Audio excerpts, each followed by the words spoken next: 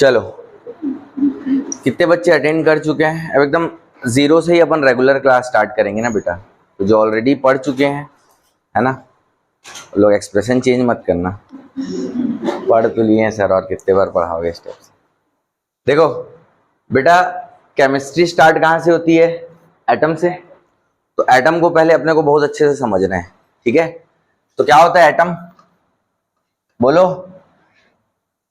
Mechanical model तक नहीं जाना है, नॉर्मल जो बोर्ड्स मॉडल अपने को पता है ना, बस वही समझना है कि एक न्यूक्लियस होता है और न्यूक्लियस के बाहर क्या होते हैं बेटा? अलग अलग एनर्जी लेवल्स होते हैं। एनर्जी लेवल्स होते हैं ना, ऐसा कंक्रीट से बना नहीं है। और ये जो न्यूक्लियस है ना बेटा, यहाँ पे क्या होता है? प्रोटॉन और न्यूट्रॉन। क्या होता है? एक्चुअल में प्रोटॉन और न्यूट्रॉन एक छोटी सी जगह पे कंडेंस्ड हो गए हैं। वही जगह तुम्हारी क्या है? न्यूक्लियस है ना? और इलेक्ट्रॉन क्या होता है बेटा? बाहर होता है। ठीक है क्या? इतना अपने को पता है। अब अगर मेरे पास बहुत सारे अलग अलग एलिमेंट्स हैं बेटा, मतलब अलग अलग एटम है। अलग अलग एटम क्यों बोल रहा हूं? या उनको भाई सब सारे एटम में तो इलेक्ट्रॉन प्रोटॉन न्यूट्रॉन होता है ना, लेकिन फिजिकल और केमिकल प्रॉपर्टी सबकी अलग अलग होती है। इसका मेन कारण या मेन रीजन क्या है उसका? Atomic number. क्या है? एटॉमिक नंबर मतलब number of protons. Number of protons, mainly number of protons decide करता है कि वो हाइड्रोजन है, कि वो हीलियम है, कि वो लिथियम है, बेरिलियम है, बोरॉन है, कार्बन है, नाइट्रोजन है, ऑक्सीजन है। समझ में आया क्या? तो हम लोगों को ना ये जो अलग अलग एलिमेंट्स है ना, इनका रिप्रेजेंटेशन सीखना पड़ेगा कि इनको कैसे रिप्रेजेंट किया जाता है। तो रिप्रेजेंटेशन देखो बेटा, पहले तो हम लोग लिख देते हैं सिंबल। क्या लिख देते हैं? और हमको जरूरत पड़ती है रिप्रेजेंटेशन के लिए बेटा मास नंबर की। किसकी? और हमको जरूरत पड़ती है बेटा किसकी? एटॉमिक नंबर के। ये जो ए है ये मास नंबर है। मास नंबर का मतलब क्या होता है? मास नंबर का मतलब होता है नंबर ऑफ प्रोटॉन्स और नंबर ऑफ न्यूट्रॉन्स। और इसको अपन कैपिटल ए से बताते हैं, ठीक है? एटॉमिक नंबर क्या होता है? Number of protons. अब देखो, इतने से अपने को एटम के बारे में सारी चीजें मिल जाती है। कैसे? देखो, अगर मुझे दिया है बेटा, मान लो कार्बन। क्या दिया है बच्चों? कार्बन 12 6, ठीक है? अब इसका एटॉमिक नंबर कितना है बेटा? 6। और मास नंबर कितना है बेटा? 12। मतलब नंबर ऑफ प्रोटॉन कितने हैं? भाई एटॉमिक नंबर मतलब number of proton. Number of neutron कितने हैं? कैसे पता चला? मास नंबर से एटॉमिक नंबर को माइनस कर दिए। मास नंबर मतलब total number of protons plus total number of neutrons. उसमें से एटॉमिक नंबर मतलब नंबर ऑफ प्रोटॉन्स को गायब कर दोगे तो बचेगा क्या? न्यूट्रॉन्स। तो ये तुम्हारा नंबर ऑफ न्यूट्रॉन्स हो गया 12 - 6 और ये 6। अब इलेक्ट्रॉन्स कितने होते हैं एटम में? जितने प्रोटॉन होते हैं। देखो, एक एटम जो है ना, वो क्या होता है बेटा? न्यूट्रल होता है। क्या होता है? भले रिएक्शन के बाद उसमें चार्ज आ जाते हैं, लेकिन ओरिजिनल में वो क्या रहता है? न्यूट्रल। तो जितने प्रोटॉन होते हैं उतने इलेक्ट्रॉन होते हैं उसके अपने, बाकी तो आना जाना कर सकते हैं। तो नंबर ऑफ इलेक्ट्रॉन क्या हो जाएगा बेटा? यहाँ पे देखो, नंबर ऑफ इलेक्ट्रॉन तुम्हारा आ जाएगा यहाँ पे 6। तो प्रोटॉन भी मिल गया, न्यूट्रॉन भी मिल गया, इलेक्ट्रॉन भी मिल गया, बाकी और कुछ करना नहीं है। समझ में आ गया क्या? अब एटम अपने को इतना समझ में आ गया है और इतना अपने को पता है, तो आगे देखो यहाँ पे, ये जो प्रोटॉन्स हैं और ये जो तुम्हारा न्यूट्रॉन है और ये जो तुम्हारा इलेक्ट्रॉन है, इसका मास क्या होगा और चार्ज क्या होगा? मास क्या होता है? देखो, एकदम सिंपल क्वेश्चन आ गए थे इस बार नीट में। मास से रिलेटेड भी एक क्वेश्चन था ना, था कि नहीं था? अब अपने को क्या लगता है? अपने को तो बहुत भारी पढ़ना है, और एनटीए क्या कर रहा है? अब एकदम आराम से स्मूथ सीधे थ्योरी बेस्ड क्वेश्चन दे रहे हैं।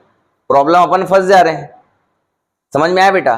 तो सारी चीजों को एकदम बेसिक से समझ लो एक बार, फिर चीजें एकदम क्लियर हो जाएगी। समझ में आया?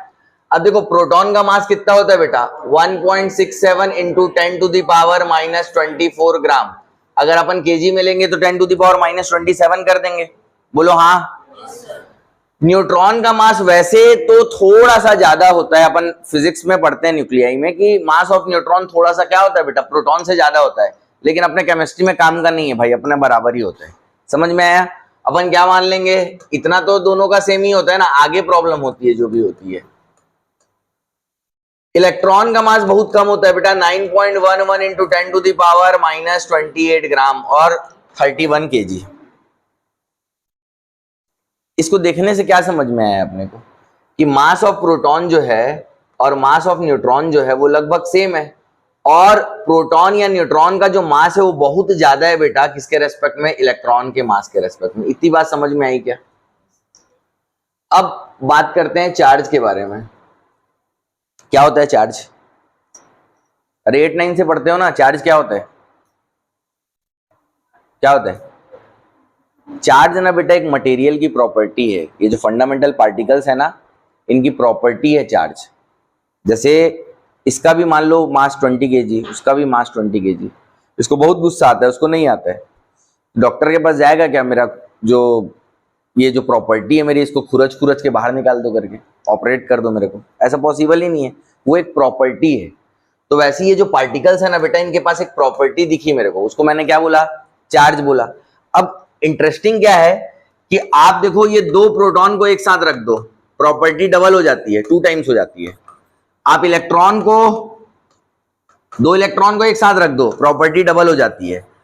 उससे भी ज्यादा इंटरेस्टिंग, आप एक इलेक्ट्रॉन को प्रोटॉन के साथ रख दो, तो क्या होगा बेटा, ये अपनी प्रॉपर्टी लूज कर देते हैं। इसका मतलब नहीं नहीं, वो प्लस माइनस नहीं, पहले ये सोचो कि इलेक्ट्रॉन प्रोटॉन को एक साथ रख दिया तो प्रॉपर्टी क्या हो गई, खत्म हो गई। तो सेम चीज जो होता है ना, देखो ये डबल हो गया, ये डबल हो गया, और ये क्या हो गया बेटा, कैंसल आउट, इसने इसकी प्रॉपर्टी को। अब कई बच्चे सर अभी आप प्रोटॉन को इलेक्ट्रॉन के साथ रखे हो, अब आप इलेक्ट्रॉन को प्रोटॉन के साथ रख दो, मतलब वही है, ठीक है ठीक है, कई बच्चे महानुभाव रहते हैं ना बेटा, तो ये क्या हो जाएगा बेटा, ये अपनी प्रॉपर्टी क्या कर देगा, न्यूट्रल कर देगा। तो ऐसा ही सेम चीज हम लोग मैथ्स में पढ़ते हैं, बोलो हाँ। मैथ्स में भी बेटा जो अलजेब्रिक ऑपरेशन होता है उसमें +1 +1 +2, -1 -1 -2, डबल हो गया ना, +1 को +1 के साथ रखे तो +2, -1 को -1 के साथ रखे तो -2, +1 को -1 के साथ रखो 0। इसीलिए क्या किया गया, एक को +1 बोल दिया गया और एक को क्या बोल दिया गया बेटा, -1, क्योंकि अगर यहां पे ऐसा हो रहा है तो वैसा हमारे मैथ्स में भी होता है। तो हमने क्या कर दिया, एक को +1 चिपका दिया और एक को क्या कर दिया बेटा, -1 चिपका दिया। आई बात समझ में? अब ये क्या हो जाएगा, ये -1 और ये क्या हो जाएगा बेटा, +1, मानते हो? तो क्या हो जाएगा, 0, चार्ज खत्म हो गई। मतलब मैग्नीट्यूड सेम है इनका, बस क्या है, नेचर ऑपोजिट है। एक ही तरह के इसमें प्रॉपर्टी, एक ही तरह की प्रॉपर्टी है, समझ में आया? बस क्या है बेटा, नेचर अलग अलग है तो साइन मैंने अलग अलग लगा दिया, बाकी मैग्नीट्यूड क्या है बेटा, सेम है।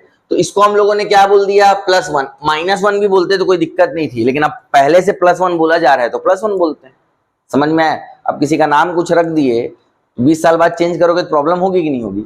तो +1 रख दिए तो +1, ये -1, सॉरी ये आपका न्यूट्रल, और ये क्या हो गया बेटा, -1। तो ये इसमें चार्ज होते हैं बेटा। समझ में आया क्या? समझ में आया क्या? इसमें समझने वाली क्या चीज थी? ठीक है, चलो आगे बढ़ जाएं। नोट डाउन थोड़ी करोगे, साथ ही साथ करते चलो, जैसे जैसे मैं बोलते जा रहा हूं वैसे वैसे नोट डाउन करते चलो, क्योंकि अभी आगे जो क्वेश्चंस करवाऊंगा ना, अभी लग रहा है कि क्या सर ये तो बेसिक चीजें हमको पता है, आगे क्वेश्चन करवाऊंगा तो नहीं बनेगा, एक सिंगल क्वेश्चन, पहला क्वेश्चन करवाऊंगा तो, है ना? तो जो भी बता रहा हूं ना उसको एज इट इज वैसे लिखते हुए चलो। पहले क्या बताया, पहले मैं यही मान के चल रहा हूं कि तुमको कुछ नहीं आता है। क्या मान के चल रहा हूं? कुछ नहीं आता है, एकदम जीरो। सीधे आके मेरी क्लास में बैठ गए तुम लोग, ना तो एटम जानते हो, ना तो इलेक्ट्रॉन जानते हो, ना तो प्रोटॉन जानते हो, ना तो चार्ज जानते हो, ना तो मास जानते हो। समझ में आया? एकदम जीरो से स्टार्ट करेंगे बेटा, ठीक है? तो इससे पहले हम लोगों ने एटम पढ़ा, उसकी जरूरत नहीं है, एटॉमिक नंबर, मास नंबर एक बार लिख लो, पता है एटॉमिक नंबर, क्लास 6, 7, 8 से पढ़ते आ रहे हैं। मास नंबर क्या होता है, नंबर ऑफ प्रोटॉन्स कैसे निकालेंगे, नंबर ऑफ न्यूट्रॉन्स कैसे निकालेंगे, नंबर ऑफ इलेक्ट्रॉन्स कैसे निकालेंगे, बात समझ में आई? उसके बाद हम लोगों ने क्या देखा बेटा, उसके बाद हम लोगों ने मास देखा, और मास के साथ साथ हम लोगों ने क्या देखा, चार्ज देखा। लिखते लिखते चलो साथ साथ, जिसको जहां पे समझ नहीं है वहां पे बताओ।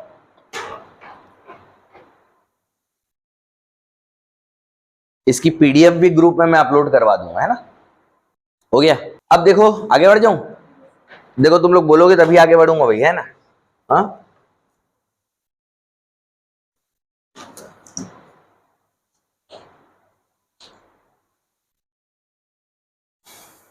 हो गया बेटा। ये जो केमिस्ट्री है ना, इसमें अपने को पता है कि ये पूरी केमिस्ट्री जो खेल है ना, ये इलेक्ट्रॉन्स का है। इलेक्ट्रॉन्स ही एक एटम से दूसरे एटम में जाते हैं, या दूसरे एटम से किसी दूसरे एटम में आएंगे, या वो शेयरिंग करेंगे। कभी भी न्यूक्लियस इन्वॉल्व नहीं होता है, क्योंकि न्यूक्लियस इन्वॉल्व हो गया तो मास डिफेक्ट हो जाएगा, और मास डिफेक्ट हो गया तो वो रिएक्शन करवाने वाला नहीं बचेगा, है कि नहीं, जगह भी नहीं बचेगी, है कि नहीं। तो ये पूरी की पूरी केमिस्ट्री जो है वो सिर्फ किसका खेल है बेटा, इलेक्ट्रॉन्स का। मतलब एकदम सिंपल सी चीज है केमिस्ट्री।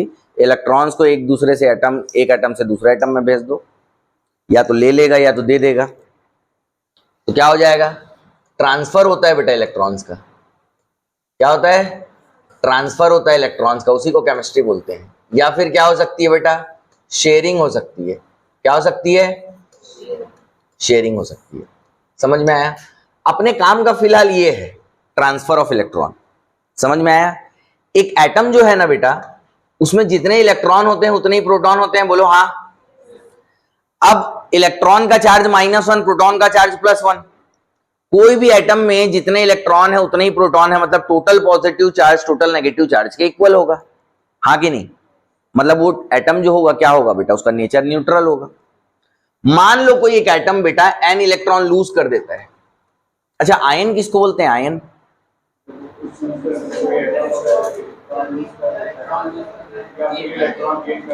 जब भी देखो ओवरऑल एटम के ऊपर क्या होता है, चार्ज नहीं होता, लेकिन जब कभी भी उसके सिर पे कोई चार्ज आ जाएगा, या तो पॉजिटिव या तो नेगेटिव, तो हम उसको क्या बोलेंगे, आयन। अब ये एटम पहले न्यूट्रल था, इसने n इलेक्ट्रॉन क्या कर दिया बेटा, लूज कर दिया, तो n इलेक्ट्रॉन कम हो गए ना, तो n प्रोटॉन एक्स्ट्रा हो गए। तो अब इसके सर पे जो n positive charge, n protons का जो चार्ज है, वो ओवरऑल नेट चार्ज आ जाएगा ना। तो एटम के अंदर देखो, एटम न्यूट्रल है तो उसमें चार्ज पार्टिकल नहीं है, लेकिन वो एक दूसरे को क्या करते हैं, नेट चार्ज 0 है। लेकिन आयन में नेट चार्ज या तो कुछ पॉजिटिव होता है या तो कुछ नेगेटिव होता है। समझ में आया बेटा। तो कोई भी एटम जितना इलेक्ट्रॉन क्या कर देगा बेटा, लूज कर देगा, उसके ऊपर उतना ही क्या हो जाएगा बेटा, पॉजिटिव चार्ज क्या हो जाएगा बेटा, जनरेट हो जाएगा। और ऐसा आयन जो कैसा है बेटा, पॉजिटिव चार्ज वाला आयन, उसको हम लोग क्या बोलते हैं बेटा, केटायन। क्या बोलते हैं बच्चों, केटायन। एक एटम है, वो n इलेक्ट्रॉन क्या कर लिया बेटा, एक्सेप्ट कर लिया।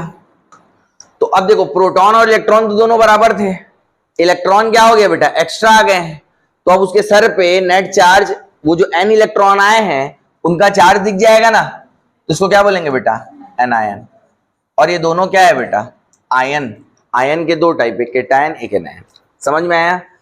अगर कहीं पे भी केटायन दिख रहा है तुमको, मतलब मैं नॉर्मल एटम्स की बात कर रहा हूं, नॉर्मल आयन की बात कर रहा हूं, कॉम्प्लेक्स आयन की बात नहीं कर रहा हूं, तो आप उतना ही क्या करोगे बेटा, इलेक्ट्रॉन बाहर निकाल दोगे, माइनस कर दोगे। और नेगेटिव चार्ज दिखेगा तो उतना ही इलेक्ट्रॉन क्या कर दोगे बेटा, ऐड कर दोगे। जैसे Mg+2, इसका मतलब इसके अपने 2 इलेक्ट्रॉन चले गए हैं। Mg का, मैग्नीशियम का एटॉमिक नंबर कितना होता है, 12, उसमें इलेक्ट्रॉन्स कितने होंगे, 10।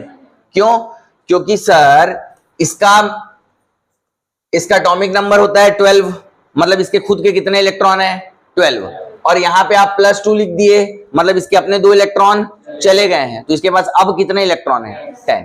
कितने हैं, 10। अगर मैं यहाँ पे Cl- लिख दूंगा बेटा, तो इसका एटॉमिक नंबर कितना, 17, मतलब इसके पास इलेक्ट्रॉन इसके अपने कितने हैं, 1 इलेक्ट्रॉन एक्स्ट्रा आ गया है, तो टोटल इलेक्ट्रॉन कितने हो गए, 18। बात समझ में आई क्या, ठीक है। चल, तो आयन का फॉर्मेशन कैसे होता है, अब ये केटायन और एनायन क्या करेंगे बेटा, strong electrostatic force of attraction से क्या कर लेंगे बेटा, बहुत बड़ा बड़ा क्रिस्टल बना के सॉल्ट फॉर्मेशन कर लेंगे। इसमें कोई समझने वाली बात नहीं है, ठीक है, कोई दिक्कत नहीं है। चलो, अब ये जो हम लोग आज जो पढ़ने वाले हैं ना बेटा, वो मोल कंसेप्ट में हम लोगों को एटॉमिक मास पढ़ना है। क्या पढ़ना है, एटॉमिक मास पढ़ना है। समझ में आया। एटॉमिक मास मतलब एक एटम जो है या जो एटम के पास टोटल उसका मास कितना है, ये हम लोगों को फाइंड आउट करना है यहाँ पे, ठीक है। और ऐसी खिसक खिसक के हमको कहां तक पहुंचना है आज की क्लास में, नंबर ऑफ मोल्स तक पहुंचना है। कहां तक पहुंचना है, नंबर ऑफ मोल्स तक पहुंचना है। क्लियर है।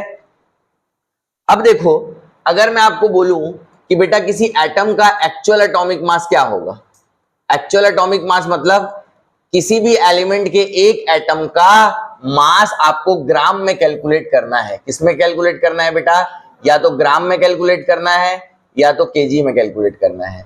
एक्चुअल एटॉमिक मास मतलब मास of one atom of element in grams और केजी। समझ में आया। अब अगर मुझे बेटा एक एटम का मास कैलकुलेट करना है तो मैं क्या करूंगा, मैं देखूंगा कि उसके अंदर क्या क्या है भाई, कितने प्रोटॉन्स हैं, कितने इलेक्ट्रॉन्स हैं और कितने न्यूट्रॉन्स हैं। सर वो न्यूक्लियस, अरे बताया ना कि प्रोटॉन और न्यूट्रॉन एक छोटी सी जगह पे कंडेंस हो रखे हैं, वही क्या है, न्यूक्लियस। ऐसा कोई घर नहीं बना है सर, उसको भी तो ऐड करेंगे ना। आप टोटल, अगर आपको बेटा एक्चुअल एटॉमिक मास निकालना है ना, तो आप एक काम करो, टोटल मास ऑफ प्रोटॉन ले लो। बोलो हाँ।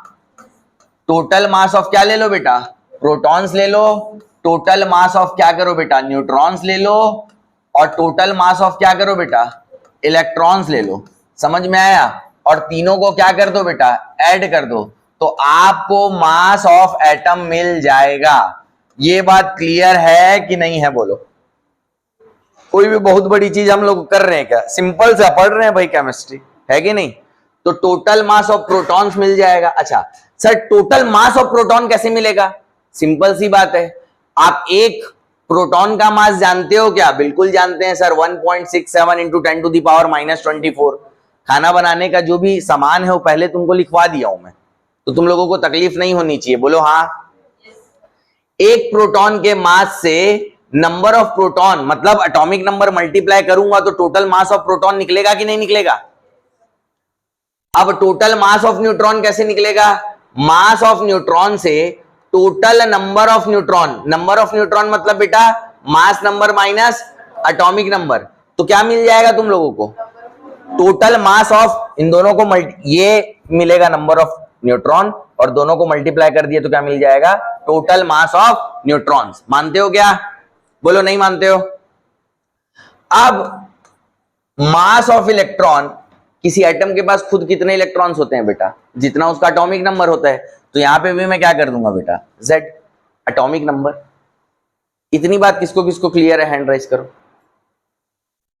ठीक है। अब देखो बेटा, ये मास ऑफ न्यूट्रॉन और मास ऑफ प्रोटॉन तो लगभग सेम होते हैं, अभी थोड़ी देर पहले पढ़े हैं अपन पिछली स्लाइड में। तो अपन एक काम करते हैं, मास of proton into atomic number plus mass of neutron की जगह पे प्रोटॉन, और ये mass number minus atomic number plus mass of electron into atomic number. ये लिख सकता हूं कि नहीं लिख सकता हूं, बोलो। अब मेरी बात ध्यान से सुनो।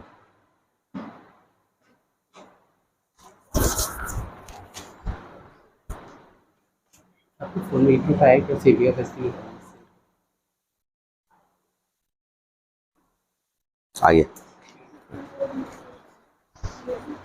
अब देखो, अगर आप बेटा, आपके पास एक बोरी शक्कर है, शुगर है, कितने केजी है, 100 केजी है। कितने केजी, उसमें से 2-3 क्रिस्टल बाहर गिर गए, अब वो कितने केजी है, अरे क्रिस्टल बाहर निकले, मास गया है ना बाहर, फिर भी तुम क्या बोलोगे, 100 केजी है। क्यों, क्योंकि सर अगर मैं उसके मास को निकालने ऐड करने बैठूंगा तो भी अप्रोक्स 100 केजी वैल्यू ही आएगी।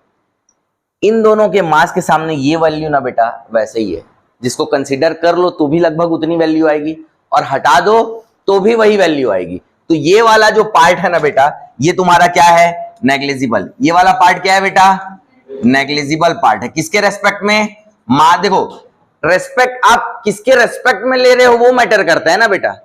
अब आप 1 सेंटीमीटर लाइट ईयर के रेस्पेक्ट में ले रहे हो और 1 सेंटीमीटर मिलीमीटर के रेस्पेक्ट में ले रहे हो, तो आप मिलीमीटर के सामने सेंटीमीटर को नेग्लिजिबल नहीं कर सकते, लेकिन लाइट ईयर में कर लोगे। समझ में आया। तो इनके ये जो मास है टोटल प्रोटॉन और न्यूट्रॉन का, इसके सामने इलेक्ट्रॉन का मास क्या है बेटा, नेग्लिजिबल है। उसको मैं हटा भी दूंगा तो भी काम चल जाएगा। बात समझ में आई क्या।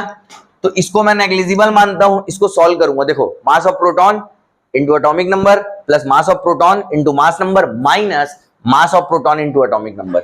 इधर वाला और इधर वाला क्या हो जाएगा बेटा, कट जाएगा। तो देखो यहाँ पे मास of proton into atomic number plus mass of proton into mass number minus mass of proton into atomic number. ये वाला और ये वाला कट गया तो क्या बचा, मास of proton into mass number. ये बात समझ में आनी चाहिए बेटा। एटॉमिक मास ना, कई बच्चे लोगों को ना एटॉमिक मास और मास नंबर एक ही जैसा लगता है।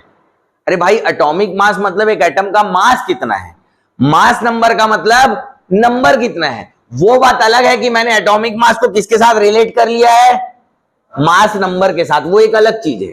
समझ में आया ना तुम लोग ऐसा कभी सोचे नहीं क्या कि कार्बन का जैसे मास लेना है तो 12, वो तो उसका मास नंबर है, लेकिन तुम लोग एटॉमिक मास क्या ले लेते हो, 12। अब आगे अपन डिस्कस करेंगे, वही सब डिस्कस करेंगे आज की क्लास में। नाइट्रोजन 14, वो तो मास नंबर है, फिर एटॉमिक मास क्यों बोल रहे हो? क्योंकि हम कहीं ना बेटा एटॉमिक मास और मास नंबर को रिलेट कर लेते हैं। वो चीज तुम लोगों को पता नहीं है। अब तुम देखते जाओ और चीजों को सोचते जाओ कि क्यों क्यों किया गया है, कि अगर ऐसा लिखा गया था तो क्यों लिखा गया था। समझ में आया? मतलब मुझे अब किसी भी एलिमेंट के एटम का मास चाहिए ना बेटा, एक एटम का मास। कितने एटम का मास? एक एटम का mass. Mass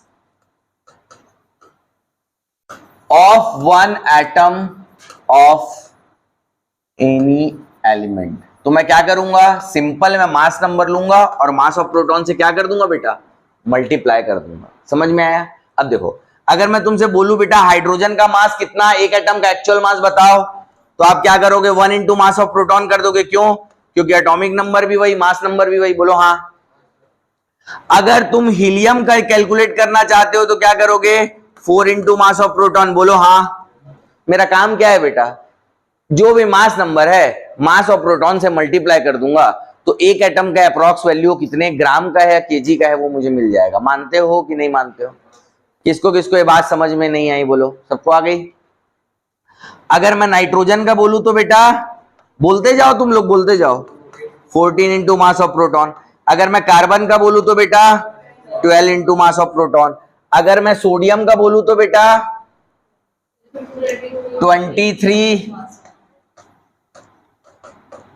23 into mass of proton. मतलब मास नंबर से मास ऑफ प्रोटॉन को मल्टीप्लाई करने पे मैं एक एटम का मास, किसी भी एलिमेंट के एक एटम का मास कैलकुलेट कर सकता हूं। क्लियर है? जल्दी से नोट डाउन करो, जितना जल्दी से जल्दी हो सकता है।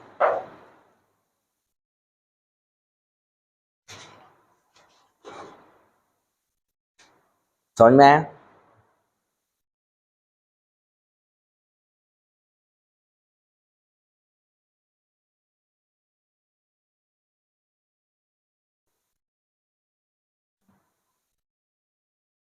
तुम लोग साथ साथ लिखा करो, समझते समझते। हो गया?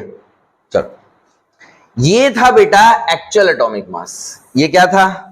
अगर कोई एक्चुअल पूछे तो क्या करेंगे, मास नंबर से मास ऑफ प्रोटॉन को क्या कर देंगे, मल्टीप्लाई कर देंगे। एक और होता है बेटा, देखो एक्सप्रेस करने का तरीके बहुत सारे हैं। एटॉमिक मास को एक्सप्रेस करने के बहुत सारे तरीके हैं।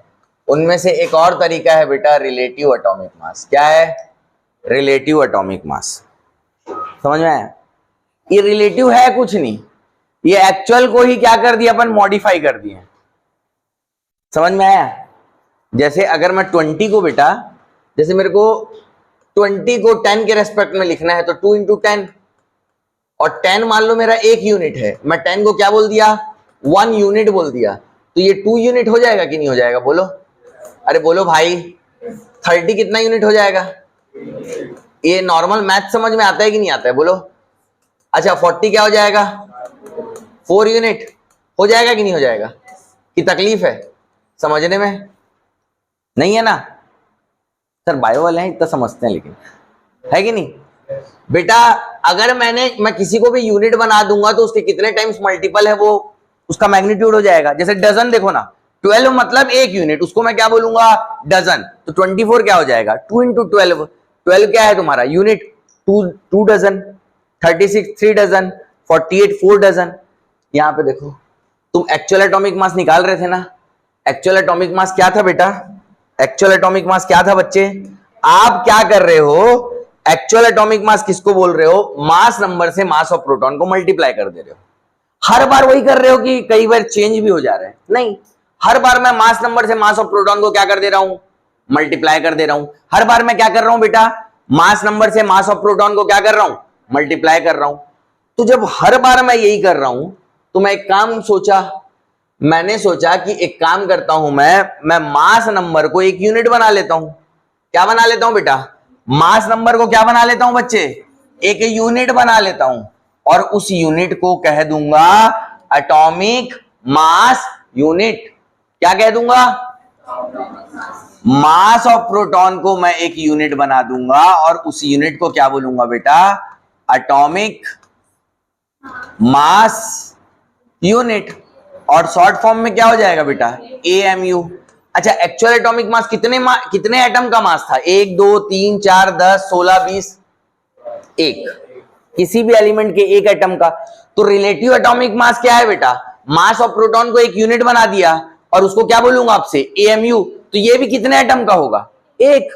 तो वैसे ही देखो हाइड्रोजन का, अगर मैं तुमको बोलूं कि हाइड्रोजन का रिलेटिव, देखो जब हम किसी के रेस्पेक्ट में कोई चीज बोलते हैं ना बेटा, तभी रिलेटिव वर्ड यूज करते हैं।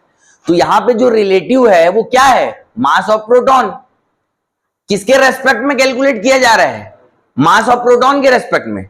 जैसे हाइड्रोजन का क्या है बेटा? एक्चुअल एटॉमिक मास क्या हो जाएगा? एक्चुअल एटॉमिक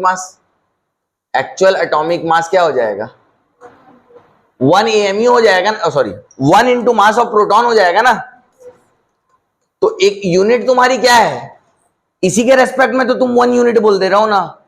तो तुम्हारी यूनिट क्या है? मास ऑफ प्रोटॉन है ना बेटा। यूनिट तुम्हारी मास ऑफ प्रोटॉन है, तुम इसी के रेस्पेक्ट में तुम आगे कैलकुलेट, जिसको अगर मैं इसको 1 बोल दूंगा तो ये मास ऑफ प्रोटॉन एक यूनिट हो गया ना। तो इसीलिए ये वर्ड क्यों यूज किया है? Relative atomic mass. जैसे एक बच्चे का मास 20 kg है, एक का 10 kg है। समझ में आया ना बेटा? जैसे ये आपका 10 kg है और ये आपका कितना है बेटा? 20 kg है। अब मास ये A है, ये B है, तो mass of B with respect to A 2, क्योंकि 2 इंटू 10 है। आ रही है बात समझ में? तो इसीलिए इसको क्या बोला गया बेटा? Relative atomic mass. अरे नाम अलग अलग रहते हैं ना, किसी को कुछ बोलना अच्छा लगता है, किसी को कुछ बोलना अच्छा लगता है। जैसे किसी को एक्चुअल एटॉमिक मास पसंद नहीं आया तो हमारे पास वैरायटी में एक रखा है ना, रिलेटिव। सबको यही पसंद आता है। समझ में आया? तो रिलेटिव एटॉमिक मास क्या हो जाएगा बेटा? एक्चुअल एटॉमिक मास तो हमको अपने को समझ में आ गया। रिलेटिव क्या हो जाएगा बच्चे? हम यहां पे क्या कर देंगे? 1 AMU। क्या लिख देंगे बेटा? 1 AMU। बोलो हाँ। हीलियम क्या हो जाएगा बेटा? हीलियम एक्चुअल क्या होता है? 4 इंटू मास ऑफ प्रोटॉन। तो रिलेटिव क्या हो जाएगा बेटा? नहीं, मेरे को एक्चुअल चाहिए। हाँ, तो 1 AMU होता है mass of proton 1.67 into 10 to the power -24। जिसकी इच्छा करे, कोई पूछे तो निकाल लेना तुरंत। तकलीफ होगी क्या निकालने में? एक्चुअल मास निकालने में तकलीफ होगी क्या? बिल्कुल नहीं भाई। ये AMU जो है ना, 1 AMU, ये मास ऑफ प्रोटॉन के बराबर है। और मास ऑफ प्रोटॉन कितना होता है बेटा? 1.67 इंटू 10 टू द पावर -24। जिसको AMU पसंद नहीं आया, ग्राम में चाहिए, उसको 1 AMU की वैल्यू, मतलब मास ऑफ प्रोटॉन की वैल्यू क्या कर दो? मल्टीप्लाई कर दो। कई बड़े मतलब महानुभाव जो रहते हैं ना, वो AMU को अलग तरीके से भी बताते हैं। कैसे बताते हैं? 1/12 ऑफ कार्बन 12। जैसे हम लोग बुक में रटे थे, हमको तो पता था नहीं कुछ, तो हम लोग सिर्फ रटे हैं। आज तक समझ में नहीं आया कि क्या है वो। देखो अभी अपने को पता चला ना कि प्रोटॉन और न्यूट्रॉन का मास सेम होता है। सोचो इसको थोड़ा सा, प्रोटॉन और न्यूट्रॉन का मास लगभग सेम होता है ना। और इलेक्ट्रॉन तो राजपाल यादव है, उसको कंसीडर करे ना करे बात बराबर है। तो ओवरऑल किसी एटम का जो मास होगा वो कहीं ना कहीं mass number into mass of proton तो होगा, क्योंकि एक्चुअल क्या है? प्रोटॉन और न्यूट्रॉन, और दोनों का मास सेम है। तो mass number into mass of proton is atomic mass, actual atomic mass. अब कार्बन में टोटल कितने थे प्रोटॉन और न्यूट्रॉन मिला के? 12। तो उसको डिवाइड किससे करोगे? एक प्रोटॉन का निकालने के लिए 12 है कि नहीं? नहीं आई बात समझ में? आएगी नहीं आई? हाँ देखो बेटा, ओवरऑल एटम जो है उसमें इलेक्ट्रॉन को कंसीडर करूंगा कि नहीं करूंगा? नहीं करूंगा ना। इलेक्ट्रॉन का क्यों करूंगा? इसका मास बहुत कम है। मास एटॉमिक मास कैलकुलेट, बाकी तो केमिस्ट्री उसी से बनी है, उसको नहीं करूंगा तो कहां जाऊंगा? फिर पढ़ाना क्या पढ़ाऊंगा?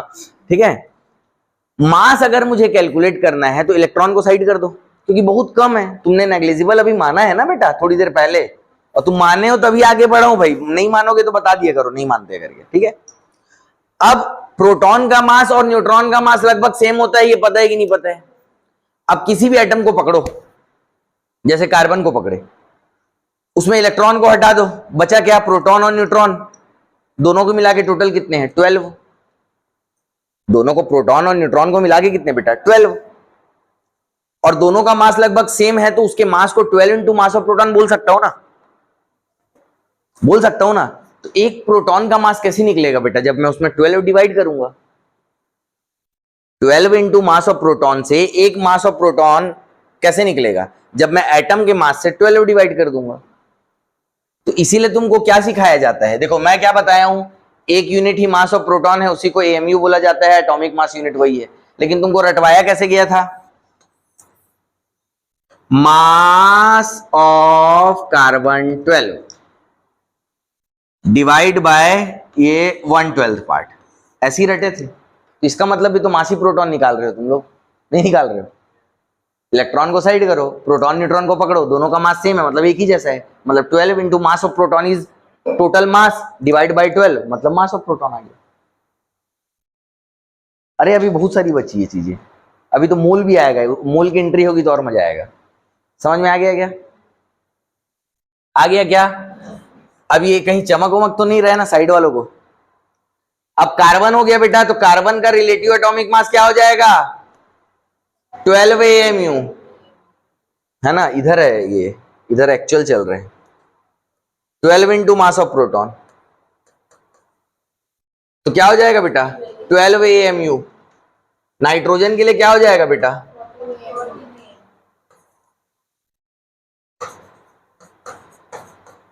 Fourteen into mass of proton, उसका एक्चुअल एटॉमिक मास, और यहां पे क्या हो जाएगा बेटा 14 AMU। सोडियम का क्या हो जाएगा, सोडियम का 23 into mass of proton actual और 23 AMU। ये जो दोनों हैं एक्चुअल और रिलेटिव, ये एक एटम के मास को रिप्रेजेंट कर रहे हैं। कितने एटम के मास को, इतनी बात तुम लोगों को किसको किसको अच्छे से क्लियर हो गई है वो बता दो मेरे को, और किसको नहीं हुई है वो भी बता दो। कारण समझ में आया, ठीक है, क्या कर रहा हूं मैं, समझ में आ गया ना बेटा। स्टैंडर्ड कार्बन को देखो, इसका ना आइसोटोप्स वाली चीजें हैं। जब आप देखो, आप क्लोरीन को नहीं ले सकते, क्योंकि जब आप क्लोरीन का सैंपल लोगे तो उसमें 35 भी रहता है, 37 भी रहता है। तो नेचर में जो सबसे ज्यादा फॉर्म में मिल रहा है, बाकी जो उसके आइसोटोप्स है बहुत कम है, तो वो होने कैलकुलेशन गड़बड़ होने के चांसेस कम रहेंगे ना, इसीलिए कार्बन को स्टैंडर्ड लिया गया। क्योंकि बाकी के आइसोटोप्स मिल रहे हैं, तो आप अगर कैलकुलेट करने की कोशिश करोगे तो प्रॉब्लम हो जाएगी ना। समझ में आया क्या, इसीलिए हम लोग कार्बन को लिए गए। और ये बुक्स की चीजें हैं बेटा, मतलब थ्योरेटिकल चीजें, हम लोग आज तक रटे भी इससे। अपने को थोड़ा सा अपना पार्ट को डिवाइड, मतलब अलग करके चलना है, क्योंकि अपने को उस तरीके से समझना है कि जहां पे अपन दिमाग में सेट हो गया। मैं किसी भी चीज को, मैं अगर देखो, मैं कितनी बार भी रटूं कि यूनिट जो है AMU जो यूनिट है वो मास ऑफ कार्बन 12 का 1/12 पार्ट है, मैं सिर्फ उसको रट रहा हूं, मेरे अंदर कुछ नहीं चल रहा है। मेरे अंदर तो नहीं चलता था, तुम लोगों को पता नहीं मेरे को, लेकिन अब मेरे को समझ में आ गया कि भाई प्रोटॉन और न्यूट्रॉन के हिसाब से मैं रिलेट कर दिया, तो अभी मैं कभी नहीं भूलूंगा। मेरे को पता है रिलेटिव एटॉमिक मास जो है वो क्यों ले रहा हूं मैं AMU, मास ऑफ प्रोटॉन को मैंने यूनिट बना के मल्टीप्लाई कर दिया, और कुछ है नहीं। आई बात समझ में बेटा, आई बात समझ में, क्लियर है। अब एक्चुअल एटॉमिक मास हो गया और रिलेटिव एटॉमिक मास हो गया। अब हम लोग पढ़ेंगे बेटा ग्राम एटॉमिक मास। क्या पढ़ेंगे बेटा, ग्राम एटॉमिक मास। इतना नोट डाउन कर लियो, हो गया ना क्लियर, आगे बढ़ जाऊं।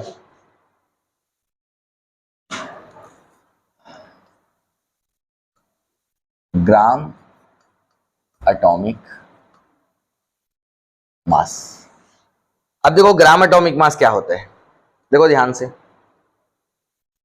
जैसे मेरे को कोई हाइड्रोजन का बोलेगा ना ग्राम एटॉमिक मास बताओ, तो मैं 1 ग्राम बोल दूंगा। जैसे मुझे हीलियम का कोई बोलेगा ना तो मैं 4 ग्राम बोल दूंगा। कार्बन का बोलेगा तो क्या बोलूंगा बेटा 12 ग्राम। नाइट्रोजन का कोई बोलेगा तो क्या होगा 14 ग्राम। और सोडियम का बोलेगा तो तुम लोगों को कुछ अजीब सा नहीं लगा क्या? लगा कि नहीं लगा? क्या अजीब लगा? किसी को कुछ लगा? क्या अजीब लगा भाई? एक सोडियम का एटम कितना? 23 इंटू मास ऑफ प्रोटॉन, मतलब 23 into 1.67 into 10 to the power minus 24 gram. और उसको मैं यहां पे क्या लिख दिया? 23 ग्राम। अजीब नहीं है ये? है कि नहीं है? बहुत अजीब है। वो 10 टू दी पावर माइनस 24, ये सीधे 23। जैसे कार्बन का एक एटम का मास बताओ जल्दी से मेरे को। मास of one atom of carbon 12। Sir 12 उसका मास नंबर है और मास ऑफ प्रोटॉन मल्टीप्लाई कर देंगे तो ये हो जाएगा 12 into 1.67 into 10 to the power minus 24 gram. ये एक एटम का मास है। उसको तुम लोग ग्राम एटॉमिक मास में, उसका ग्राम एटॉमिक मास क्या है? 12 ग्राम। मास नंबर के पीछे में क्या लगा दे रहे हो? पागल वागल हो गए हैं क्या? मतलब एक का मास ये है और बोल रहे हैं 12 ग्राम। 12 ग्राम इस मास, एक एटम के मास से बहुत ज्यादा है बेटा। समझ में आ रहा है ना? बहुत ज्यादा है। तो एक काम करते हैं, अपन ये देख लेते हैं कि अपन ग्राम एटॉमिक मास में अपन क्या मान रहे हैं। कार्बन का जो एटॉमिक मास है वो कितना मान रहे हैं? 12 ग्राम। तो इसमें एक एटम तो नहीं आएगा भाई, बहुत सारे एटम्स आएंगे। ये बात समझ में आई ना? कितने एटम्स आएंगे एक बार कैलकुलेट करके देख लेते हैं, ठीक है? कैलकुलेट करके देखें कि इसमें कितने एटम्स आएंगे कार्बन के 12 ग्राम में। देखें क्या? तुमको जो मैं समझाना चाह रहा हूं समझ में आया? 12 ग्राम बोल दिया गया, किसी ने बोल दिया कि कार्बन का ग्राम एटॉमिक मास 12 ग्राम है। आपको मास नंबर के पीछे में ग्राम लगा देना है। लेकिन अपने को तो पढ़ते पढ़ते समझ में आए क्या? ये तो बकवास है। तो अपन एक काम करते हैं, अपन नंबर ऑफ एटम्स निकालते हैं कि 12 ग्राम में टोटल कितने नंबर ऑफ एटम्स प्रेजेंट है, ठीक है? कार्बन के एक एटम का मास कितना है? 12 into 1.67 into 10 to the power minus 24 gram. तो एक ग्राम में कितने एटम्स होंगे बेटा? 1 divided by 12 into 1.67 into 10 to the power minus 24 atoms. अरे इधर भी ग्राम उधर भी ग्राम, तो मैं कर क्या रहा हूं? एक एटम का इतना ग्राम, तो एक ग्राम में इतने एटम्स। ये बात समझ में आई कि नहीं आई? अरे भाई 5 रुपीज में 10 पेंसिल आती है, तुम लोगों को ना 6-7 पढ़ाना पड़ेगा। 1 रुपीज में कितनी आएगी? ये उधर चले जाएगा। और एक पेंसिल कितनी आएगी? इधर आ जाएगा। आई बात समझ में? तो वही तो किया हूं भैया, यूनिटरी मेथड। हाँ, अब ये किसका था? अपन कैलकुलेशन किसके लिए कर रहे हैं? कार्बन के लिए। एक एटम इतने ग्राम का, तो एक ग्राम में इतने एटम। लेकिन अपने को एक ग्राम का थोड़ी चाहिए, हमको तो चाहिए, वो बोल रहा है 12 ग्राम। तो 12 ग्राम में कितना होगा? 12 ग्राम में कितना होगा? 12 into 1 by 12 into 1.67 into 10 to the power minus 24 atoms. ये भैया और ये भैया कट जाएंगे।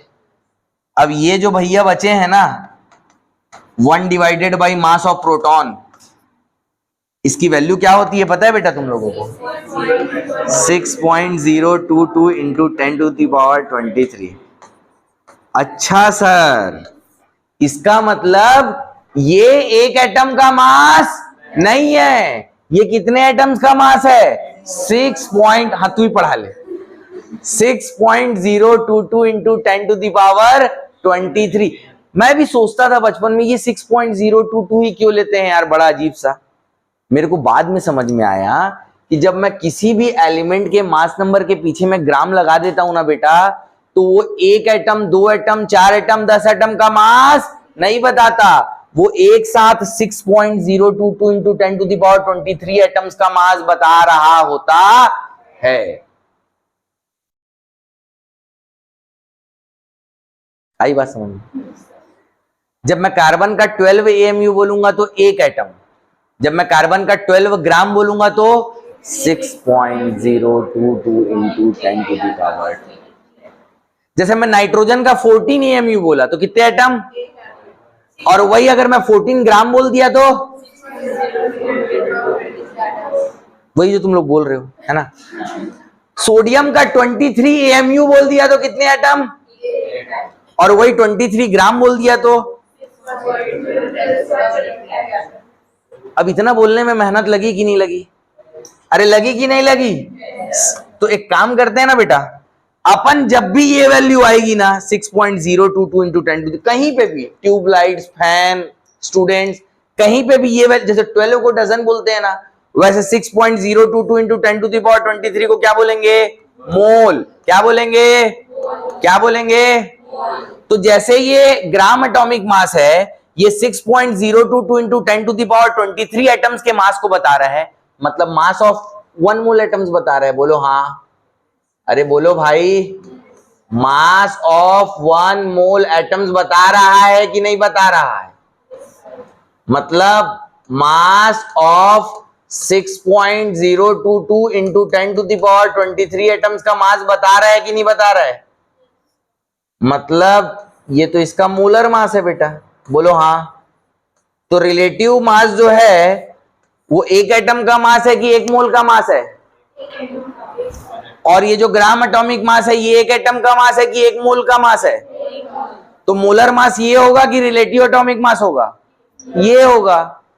इसीलिए बेटा इस ग्राम एटॉमिक मास को हम लोग सीधे साधे शब्दों में मोलर मास बोलते हैं। समझ में आता है कि नहीं आता है? इसीलिए क्या करेंगे, जब भी हम ग्राम एटॉमिक मास लेते हैं ना, किसी भी एलिमेंट का ग्राम एटॉमिक मास लेते हैं, तो हमेशा एक मोल एटम का के बारे में बता रहा होता है। इसीलिए बच्चों हम क्या करते हैं ना बेटा, यहाँ पे पर मोल लगाते जाते हैं। पर मोल, यहाँ पे पर मोल, यहाँ पे पर मोल, यहाँ पे पर मोल, यहाँ पे पर मोल। बात समझ में आई कि नहीं है?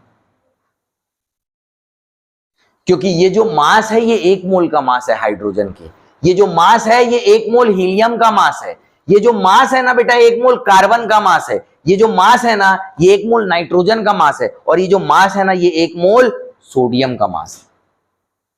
आई बात समझ में? इसीलिए ये क्या है बेटा, पर मोल लिखता हूं। जबकि रिलेटिव एटॉमिक मास लिखूंगा तो क्या लिखूंगा बेटा? कहां है रिलेटिव? पर एटम, पर एटम, पर एटम। आई बात समझ में? पर एटम। और यहां क्या हो गया बेटा? पर एटम। डिफरेंस समझ में आया रिलेटिव और ग्राम एटॉमिक मास में?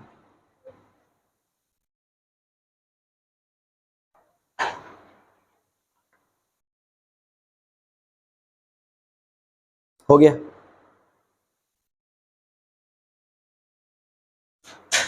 ठीक है।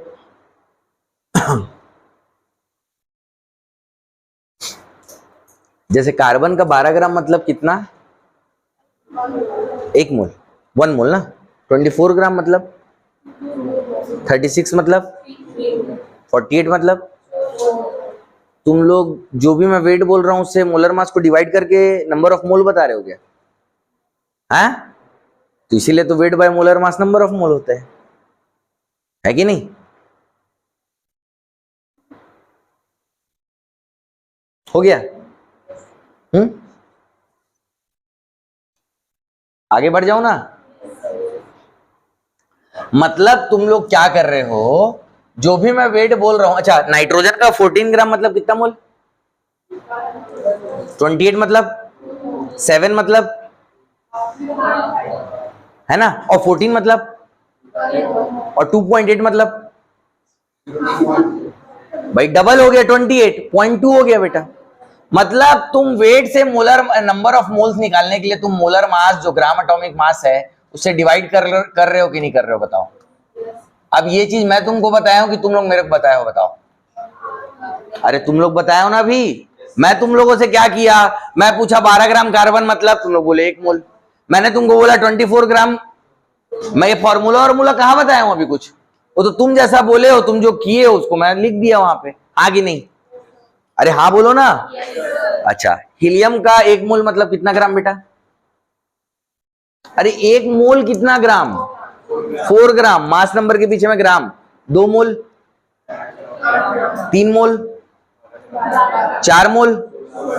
मतलब तुम नंबर ऑफ मोल से मोलर मास मल्टीप्लाई कर दे रहे हो क्या मास में जाने के लिए? हैं? क्या बात है। चलो आगे देखो। 1 मोल मतलब कितना बेटा?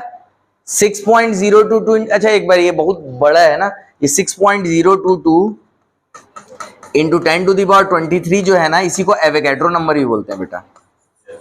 बोलते हैं क्या? तो Na बोलने से समझ जाओगे ना 6 पॉइंट, मोल बोलने से भी समझ जाओगे ना, सब एक ही नाम है इसके। हाँ, तो जैसे मेरे पास 1 मोल है मतलब कितने Na, 2 मोल है मतलब 2 Na, और 5 है मतलब तुम नंबर ऑफ मोल से नंबर ऑफ एटम्स में जाने के लिए Na मल्टीप्लाई कर दे रहे हो क्या? अच्छा ठीक, मतलब तुम इधर से इधर जाने के लिए मल्टीप्लाई कर रहे हो तो इधर से जाने के लिए डिवाइड कर दोगे क्या? क्या बात है, बहुत बढ़िया। वेट से अगर तुमको डायरेक्ट नंबर ऑफ एटम्स में कभी नहीं जा सकते बेटा, पहले आपको यहां जंप करना पड़ेगा, उसके बाद यहां जाना पड़ेगा। नहीं तो तुम लोग सोच के भी देखो, कार्बन का 12 ग्राम मतलब कितने एटम्स? कार्बन के 12 ग्राम में कितने एटम्स हैं? 6.022 इंटू 10 टू द पावर 23। उसके लिए आप पहले मोल्स में जाओगे, दिमाग पहले मोल्स में जाएगा तभी वहां जाएगा। अच्छा एक बार बताओ, नाइट्रोजन के 28 ग्राम में कितने एटम्स होंगे कार्बन के? नाइट्रोजन के 2 Na। कैसे आया? पहले तुम 28 को 14 उसका 1 मोल का, तो 28 मतलब 2 मोल, 2 मोल मतलब 2 Na। तो कभी भी आप ना बेटा डायरेक्ट नहीं जा सकते, अगर आपको इधर से इधर आना है तो आपको पहले मोल्स में जाना पड़ेगा, इधर से इधर आना है तो भी मोल्स में जाना पड़ेगा। समझ में आया? अब एक इसमें एक जो छोटी सी चीज बच गई है, फिर बहुत सुंदर दिखेगा, उसको मैं बता देता हूं, फिर अपना काम खत्म हो जाएगा आज का, ठीक है? देखो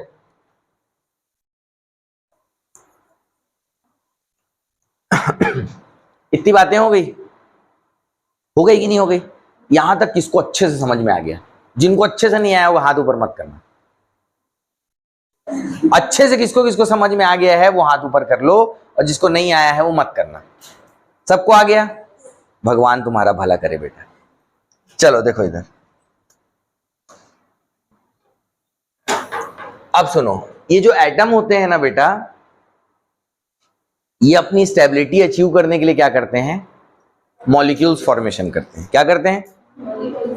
एटम जो है ना, अपनी और ज्यादा स्टेबल हो जाऊं मैं, है ना, तो ये क्या करते हैं? इलेक्ट्रॉन्स का इधर उधर या तो ट्रांसफर करते हैं या तो शेयरिंग करते हैं। ऐसा बोलते हैं, जनरल क्या है रूल, कि जैसे आउटर मोस्ट शेल मतलब वैलेंस शेल में अगर 8 इलेक्ट्रॉन हो जाते हैं ना, तो ये खुश हो जाता है, अपने आप को स्टेबल मान लेता है। समझ में आया? अब ये 8 इलेक्ट्रॉन कैसे होते हैं? तो एक तो तरीका क्या है, जैसे मेटल्स जिसके लास्ट में 1 2 3 है, तो जैसे लास्ट में जैसे सोडियम है, क्या है? सोडियम। इसका इलेक्ट्रॉनिक कॉन्फ़िगरेशन क्या है बेटा? 281।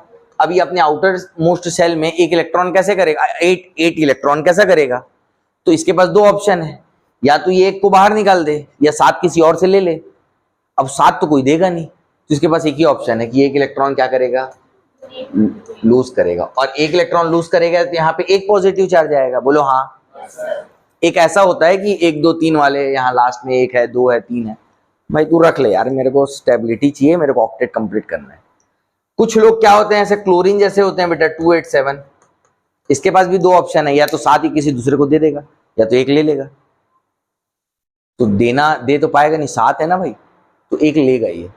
तो ये 1 लेगा, इलेक्ट्रॉन गेन करेगा, तो यहाँ पे क्या हो जाएगा बेटा? माइनस चार्ज आ जाएगा। बोलो हाँ। और उसके बाद ये इलेक्ट्रोस्टैटिक या फिर आयनिक बॉन्ड फॉर्मेशन कर लेगा और NaCl बना लेगा। बहुत बढ़िया। कुछ लोगों के पास ना एक दूसरा ऑप्शन भी है, वो इलेक्ट्रॉन की शेयरिंग करते हैं। क्या करते हैं बेटा? इलेक्ट्रॉन की शेयरिंग करते हैं और कोवेलेंट बॉन्ड फॉर्मेशन करते हैं, या कुछ लोग कोऑर्डिनेट बॉन्ड भी बनाते हैं। अपन अभी एकदम नॉर्मल बेसिक केमिस्ट्री पढ़ रहे हैं, क्योंकि अपने को मूल कंसेप्ट पढ़ना है, अभी अपने को जानना है कि क्वेश्चंस कैसे आएंगे, तो इसके क्वेश्चंस हम कैसे बनाएंगे। तो क्या बनते हैं बेटा? मॉलिक्यूल्स बन जाते हैं। क्या बन जाते हैं? मॉलिक्यूल्स।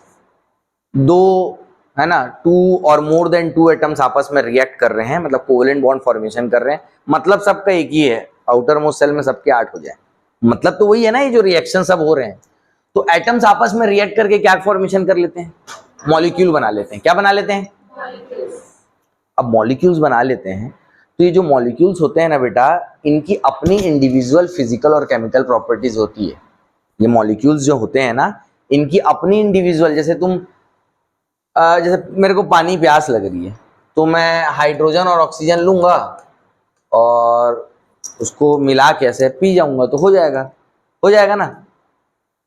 वो हाँ भी बोल रही है लड़की, हाइड्रोजन ऑक्सीजन अलग अलग लिया और तो हो गया मेरा काम। भले H2O बना किससे है बेटा? हाइड्रोजन और ऑक्सीजन से, लेकिन इसकी इनसे मतलब जिनसे जिन एटम से जिन एलिमेंट से मिलके बना है उनके जैसी भी हो सकती है, लेकिन जरूरी नहीं है बेटा। हर मॉलिक्यूल की अपनी इंडिविजुअल फिजिकल और केमिकल प्रॉपर्टीज होती है।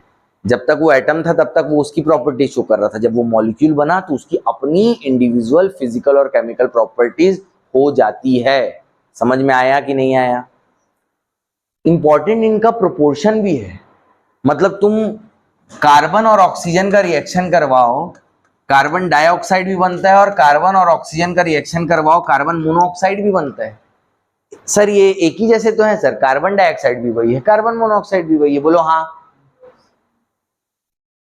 भाई, दोनों कार्बन और ऑक्सीजन से मिलके बने हैं ना, तो दोनों की प्रॉपर्टीज तो एक जैसी होगी ना?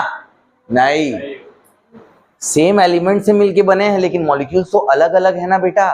तो इसकी अपनी इंडिविजुअल केमिकल और फिजिकल प्रॉपर्टीज होंगी, इसकी अपनी इंडिविजुअल फिजिकल और केमिकल प्रॉपर्टीज होंगी। बात समझ में आई क्या? तो इनका एक तो ये जो फॉर्मूला है ये सेम रहेगा, मतलब जो कार्बन डाइऑक्साइड मतलब CO2। सर एक काम करें ना सर, इसको 3 लिख देते हैं ना सर, मेरे को 3 अच्छा लगता है। नहीं सर, ये CO2 को C2O4 लिख देते हैं ना सर। ना, समझ में आया बेटा? समझ में आया? तो एक फिक्स्ड प्रोपोर्शन में जब एलिमेंट्स रिएक्ट करते हैं या सब्सटेंस रिएक्ट करते हैं तो है ना बेटा, एक अलग टाइप का जो कंपाउंड बनेगा उसकी अपनी इंडिविजुअल फिजिकल और केमिकल प्रॉपर्टीज होती हैं। आप कभी भी उसके साथ जोड़ के नहीं पढ़ सकते हो। समझ में आया क्या? आया क्या? ठीक। तो इसको अब मैं अभी क्यों पढ़ा रहा हूं आपको? क्योंकि मैं आपको मॉलिक्यूल्स बताने वाला हूं। क्या बताने वाला हूं? मॉलिक्यूल्स। अब मॉलिक्यूलर मास बताऊंगा तो पहले मॉलिक्यूल्स के बारे में तो बताना पड़ेगा ना, नहीं तो पता चल रहा है C2O4 कर दिए सर, ये भी तो कार्बन डाइऑक्साइड। 2 मॉलिक्यूल है सर इसमें, एक ही स्ट्रक्चर में 2 मॉलिक्यूल, ऐसा नहीं कर सकते बेटा। समझ में आया क्या?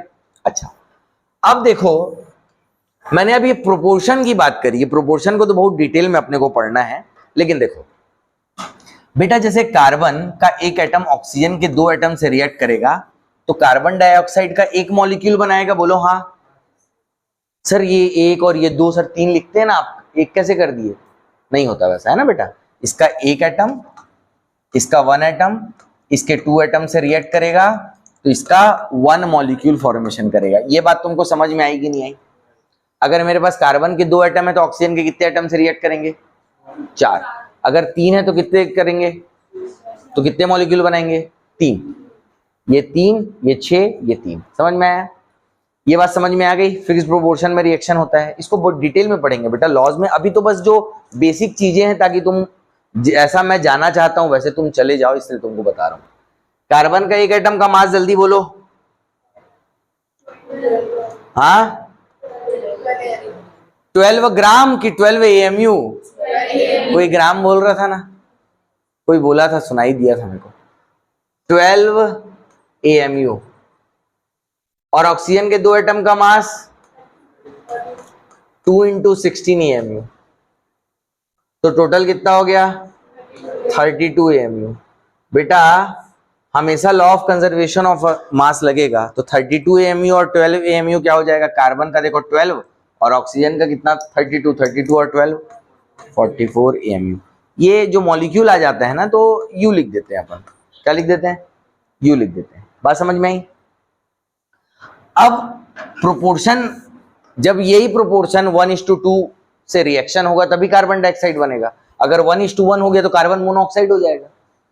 तो मेरे को बताओ कि कार्बन के अगर मेरे पास Na एटम्स हैं तो ऑक्सीजन के कितने एटम से रिएक्ट करेंगे? 2 Na। कितने से करेंगे? 2 Na। Very good. और कार्बन के Na एटम्स ऑक्सीजन के 2 Na एटम से रिएक्ट करेंगे तो कार्बन डाइऑक्साइड के कितने मॉलिक्यूल बनाएंगे? Na मॉलिक्यूल बनाएंगे। कितने मॉलिक्यूल बनाएंगे? Na मॉलिक्यूल बनाएंगे। अब कार्बन के Na एटम्स का मास बोलो। अभी तो पढ़ाए हूं, ग्राम लगा दो ना मोल में। और ऑक्सीजन के 2 Na का 16 ग्राम × 2 मतलब 32 ग्राम। और इसके Na मॉलिक्यूल्स का क्या हो जाएगा बेटा? 44 ग्राम। देखो यहां से चीजें क्लियर हो गई। ये मास ऑफ 1 मॉलिक्यूल है, बोलो हाँ।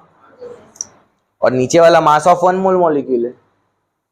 तो जो चीज एटम में पढ़े वही चीज तो मॉलिक्यूल में भी लगाना है। ये मास ऑफ क्या है बेटा, 1 मॉलिक्यूल, और ये क्या है बेटा, मास ऑफ 1 मोल मॉलिक्यूल्स। तो इसमें ऊपर वाले और नीचे वाले में क्या डिफरेंस है, कोई डिफरेंस नहीं। यहाँ पे carbon 12, oxygen 16 into 2 32, 32 plus 12 44, 44 you बोल दिया तो एक मॉलिक्यूल है ना, और 44 ग्राम बोल दिया मतलब 1 मोल मॉलिक्यूल। जैसा एटम के लिए पढ़े, कार्बन का 12 AMU बोल दिया मतलब एक एटम, और 12 ग्राम बोल दिया तो 1 मोल एटम्स। वैसे ही इन सब का सम किया है ना, और U बोल दिया तो 1 मॉलिक्यूल, और सम करके ग्राम लिख दिया तो 1 मोल मॉलिक्यूल। अच्छा देखो NH3, देखो NH3 नाइट्रोजन का कितना होता है 14 मास नंबर, और हाइड्रोजन का कितना होता है 1 इंटू 3 मतलब 3, 14 और 3 कितना हो गया 17। अगर 17 यू लिख दिया मतलब 1 मॉलिक्यूल, और 17 ग्राम लिख दिया तो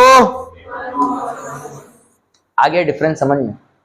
जैसे H2SO4 बेटा, सल्फर का 32, ऑक्सीजन का 64, 64 और 32, और इधर कितने बचे 96 और 2 98।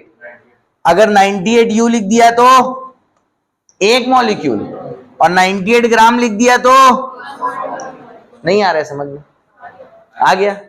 और बताओ कुछ, सल्फर डाइऑक्साइड 32 32 64 है ना बेटा, 64 यू लिख दिया तो 64 ग्राम लिख दिया तो समझ में आया। तो वही चीज जैसे वहां क्या क्या पढ़े थे, एक्चुअल, रिलेटिव, ग्राम। यहां पे ये एक्चुअल, ये ग्राम, मतलब ये रिलेटिव। एक्चुअल बोलेगा तो अपने को पता ही है 1.67 मल्टीप्लाई कर देना। ये रिलेटिव, ये ग्राम मोलिकुलर मास, ये रिलेटिव मोलिकुलर मास, और 1 यू के जगह 1.67 से मल्टीप्लाई कर दिए तो एक्चुअल आ गया। बोलो नहीं आया समझ में, अरे नहीं आया बोलो ना, आ गया। अब बात है तुम लोग इंटेलिजेंट हो, टेंशन मत लो, 11th वाले को भी यही पढ़ाता हूं पहले, उन लोग को भी समझ में आता है। हो गया, तो एटम समझ में आ गया, मॉलिक्यूल समझ में आ गया, और मेरे को मॉलिक्यूल समझाना नहीं था, मेरे को समझाना था मॉलिक्यूलर मास। वो तो मैं जो बता रहा था वो तो मैं तुम लोगों को थोड़ा सा मॉलिक्यूल क्या होता है बीच में ऐसी इंट्रोडक्शन दे रहा था। समझ में आया, पता चला तुम लोग C2O4 लिख दिए, ये भी तो कार्बन डाइऑक्साइड है सर, 2 मॉलिक्यूल है सर, C2H4 आप देख नहीं पा रहे हो। देखो CO2 एक मॉलिक्यूल और एक CO2 मॉलिक्यूल मिला दिए सर, देखो C2O4 2 मॉलिक्यूल है। ऐसा नहीं होता बेटा, ठीक है, समझ में आ गया क्या?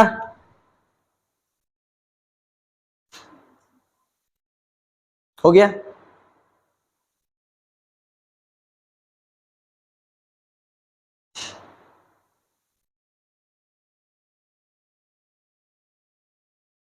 अब मेरे को एक बात बताओ, 17 ग्राम NH3 मतलब क्या? 1 मोल NH3, 17 ग्राम मतलब 1 मोल NH3, और 34 ग्राम मतलब, अच्छा 1.7 ग्राम मतलब 0.1 मोल NH3। मतलब ये जो कहानी जो तुम किए हो ये तो मॉलिक्यूल्स के लिए भी लगेगा, बोलो हाँ, सेम टू सेम तो लगेगा ना बेटा, अलग हो जाएगा क्या कुछ? वही तो कर रहे हो ना तुम लोग। अच्छा एक बार बताओ मेरे को, ये जो सल्फर डाइऑक्साइड है ये 64 ग्राम मतलब 1 मोल, मतलब कितने मॉलिक्यूल रहेंगे इसमें 6.022, और 128 मतलब 2 मोल। वैसे 64 इंटू करते गए तो क्या आ गया, यही वाली चीज तो लग रही है। जैसे मेरे पास सल्फर डाइऑक्साइड के 10 मोल है बेटा, कितने ग्राम होगा वो? 1 मोल होता है 64 ग्राम, तो 10 मोल होगा 640 ग्राम। जो चीज तुम एटम के लिए सीखे हो वही चीज मॉलिक्यूल्स के लिए कर सकते हो क्या, बोलो हाँ। और वही चीज नंबर ऑफ आयंस के लिए भी कर सकते हो बेटा, पूछो क्यों? कोई बताएगा क्या क्यों कर सकते हैं? क्योंकि देखो आयंस और एटम में कोई डिफरेंस है ही नहीं भाई। देखो तुमको बोलूंगा मैं सोडियम आयन, सोडियम एटम से सोडियम आयन कैसे अलग है? इलेक्ट्रॉन की वजह से, और इलेक्ट्रॉन रहे ना रहे फर्क कहां पड़ता है, उसको पहले कंसीडर नहीं किया था मैं, किया था क्या? तो जो भी कैलकुलेशन तुम एटम के लिए करोगे वही आयन के लिए कर देना, सिंपल आयन के लिए, और जो कैलकुलेशन तुम मॉलिक्यूल्स के लिए करोगे वही कॉम्प्लेक्स आयन के लिए कर लेना। मतलब इतने से काम चल जाएगा, कैलकुलेशंस हो जाएंगी कि नहीं हो जाएंगी? बोलो बोलो भाई, तुम लोग मुस्कुरा नहीं रहे हो, मतलब क्या, जब तक बच्चा हंसता नहीं है ना मेरे को समझ नहीं आता कि उसको समझ में आया कि नहीं आया। तू थोड़ा हंस देना। हाँ चल ठीक है, हो गया बेटा, आगे बढ़ जाऊं? अच्छा ये हो गया ना कंप्लीट, आगे बढ़े ना, चलो बढ़ जाऊं। वेट से मोलर मास डिवाइड किया तो नंबर ऑफ मोल्स आया, नंबर ऑफ मोल से एवोगैड्रो नंबर मल्टीप्लाई किया तो नंबर ऑफ पार्टिकल्स आए। अब वो पार्टिकल में तुम एटम बोलो, मॉलिक्यूल बोलो, आयन बोलो, और तुम देख लो भाई है।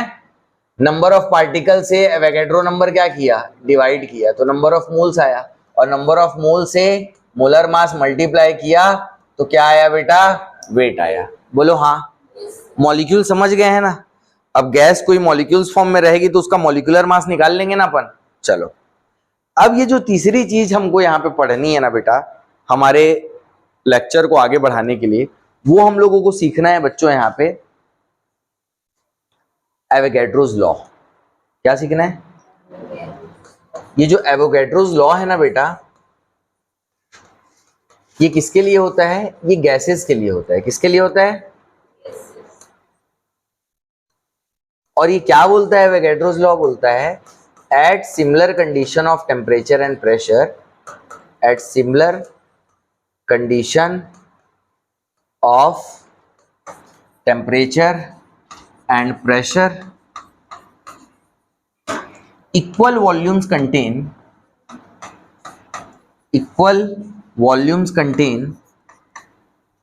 equal number of molecules।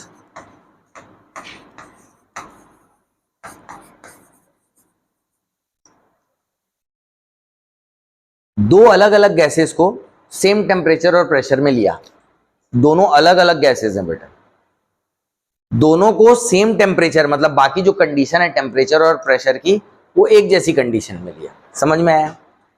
इसका भी एक वॉल्यूम लिया, मान लो 10 लीटर लिया, और इसका भी 10 लीटर लिया, दोनों में नंबर ऑफ मॉलिक्यूल सेम होंगे। देखो यहाँ पे टेम्परेचर T1 लिया, यहाँ पे प्रेशर P1 लिया, यहाँ पे भी टेम्परेचर T1 लिया, यहाँ पे प्रेशर P1 लिया। उल्टा बता रहा हूं। अब यहाँ पे मैं 44 ग्राम कार्बन डाइऑक्साइड लिया, यहाँ पे मैं 64 ग्राम सल्फर डाइऑक्साइड लिया, दोनों में कोई चीज कॉमन है क्या? हाँ सर, दोनों एक मोल है ना, एक मोल। 44 ग्राम कार्बन डाइऑक्साइड मतलब 1 मोल, 64 ग्राम सल्फर डाइऑक्साइड मतलब 1 मोल। सेम नंबर ऑफ मॉलिक्यूल्स मतलब इसका वॉल्यूम अगर V है तो इसका भी V होगा। At similar condition of temperature and pressure equal volumes contain equal number of molecules. अगर टेम्परेचर और प्रेशर सेम है तो कौन सी गैस है, उसका मोलर मास क्या है, इससे मेरे को कोई मतलब।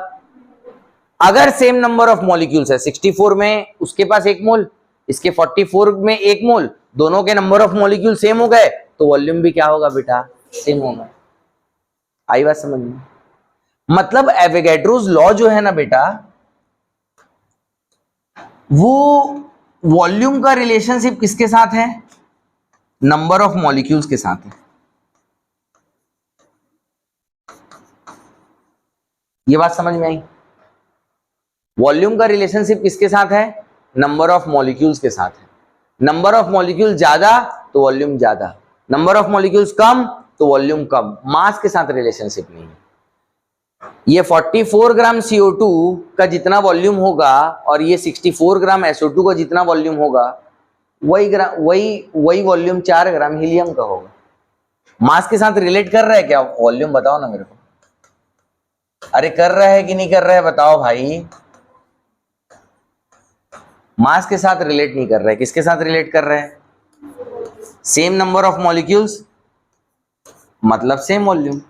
वॉल्यूम का रिलेशन किसके साथ है? Number of particles number of moles के साथ है। समझ में आया क्या? आया क्या?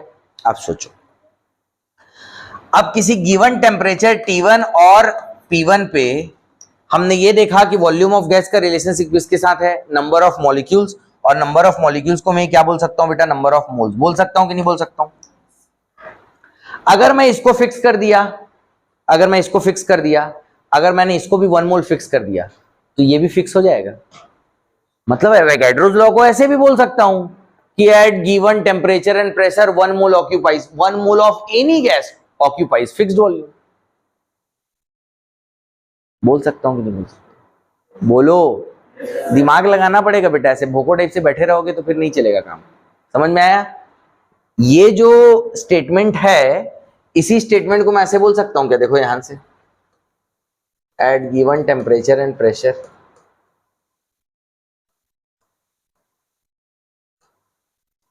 इक्वल वॉल्यूम्स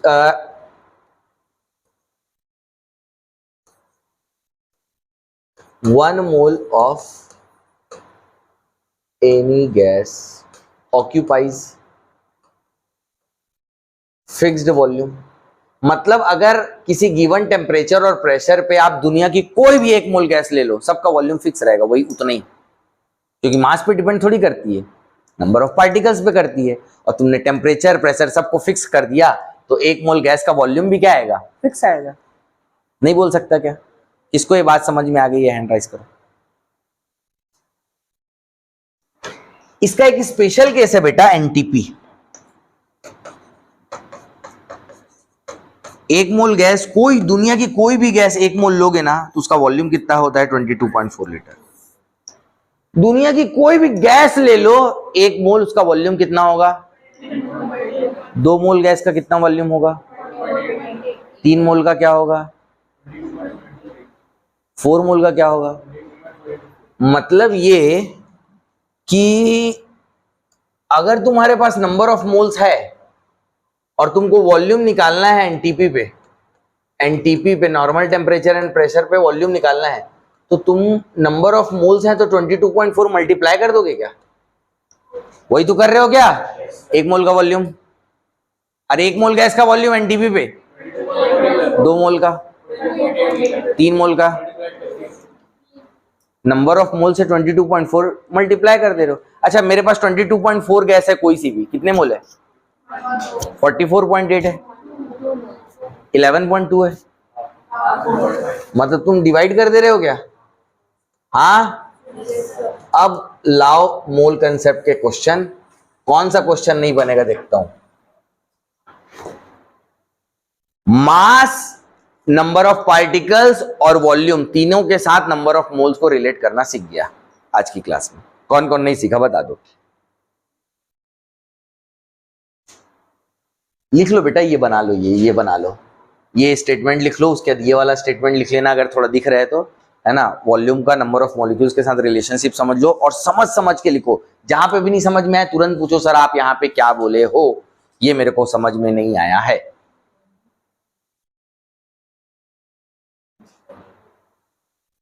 हाँ, क्या हुआ? कहाँ बेटा? ये इसके नीचे, इसके बगल में, ये वॉल्यूम इन लीटर।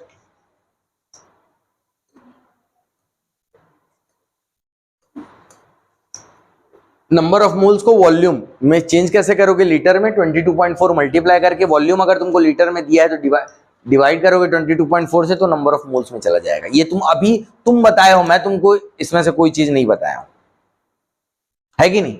yes. मैं बताया क्या तुम लोगों को? नहीं, तुम लोग जैसा बोले वैसा मैं लिख दिया, है कि नहीं?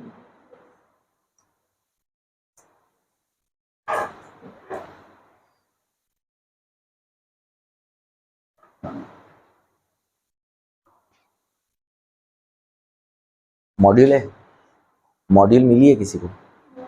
अच्छा,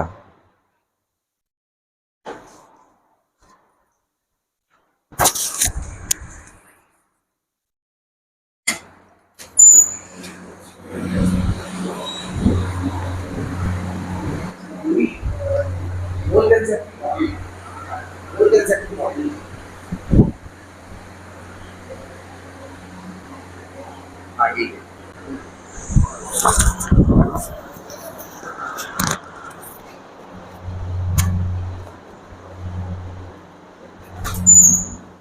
गया?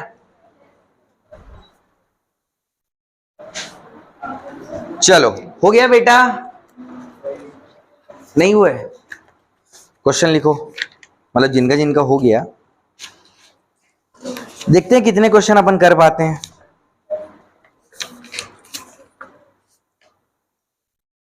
हो गया ना? वेट दिया रहेगा, वॉल्यूम में जाना है, कैसे जाओगे? जंक्शन से होके जाओगे। जंक्शन तुम्हारा नंबर ऑफ मोल्स है, या फिर उड़ के जाओगे, और अपन भगवान तो है नहीं, तो अपने को ऐसे ही जाना पड़ेगा बेटा। वॉल्यूम दिया है, वहां जाना है तो ऐसे ही जाना पड़ेगा, यहां से यहां जाना है ऐसे ही आना पड़ेगा। मतलब नंबर ऑफ मोल्स में पहले चेंज करोगे तब काम होगा, नहीं तो नहीं होगा। और नंबर ऑफ मोल्स, वेट दिया रहेगा तो नंबर ऑफ मोल्स में कैलकुलेट कर लोगे, वॉल्यूम दिया रहेगा तो भी कैलकुलेट कर लोगे, पार्टिकल्स दिया रहेगा तो भी कैलकुलेट कर लोगे। क्वेश्चन लिखेंगे।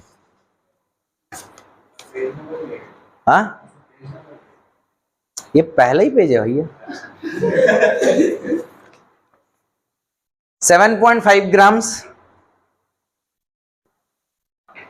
7.5 grams of a gas, 7.5 grams of a gas occupy 5.8 liter, 5.8 liters of volume, 5.8 liters of volume at STP, at STP, at STP the gas is, वो बेटा देखो एक्चुअल में क्या होता है, स्टैंडर्ड टेम्परेचर एंड प्रेशर और normal temperature and pressure. अभी तुम 22.4 लेके सॉल्व करो। स्टेट्स ऑफ मैटर में तुम लोगों को 3-4 अलग अलग बता दूंगा, ठीक है? STAP, STP, NTP, ठीक है? तो अभी जो तुम सीखे हो उसी के हिसाब से कर लो, ठीक है? हाँ, 7.5 grams of a gas occupy 5.8 litres of volume at STP the gas is, वो गैस क्या क्या हो सकती है ऑप्शन में दिया है बेटा। एक तो दिया है NO, एक तुमको दिया है N2O, एक तुमको दिया है बेटा CO, और एक तुमको दिया है बेटा CO2।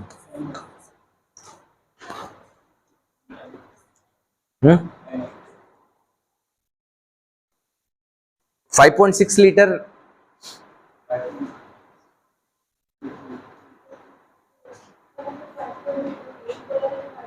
फाइव पॉइंट सिक्स लिखो उसको। अभी बताओ जल्दी से।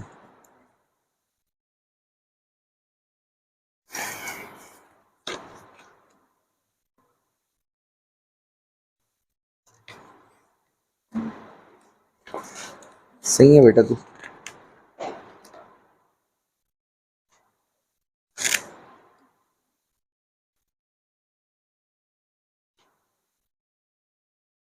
हो गया? एक बात बताओ, अगर मेरे पास कोई गैस 1 मोल रखी हुई है तो उसका वॉल्यूम कितना होगा? होगा ना? ये जो और 22.4 लीटर गैस रखी हुई है और उसका जो मास होगा वही 1 मोल का, मतलब मोलर मास होगा। यहां पे क्या दिया है बेटा कि तुम्हारा 7.5 ग्राम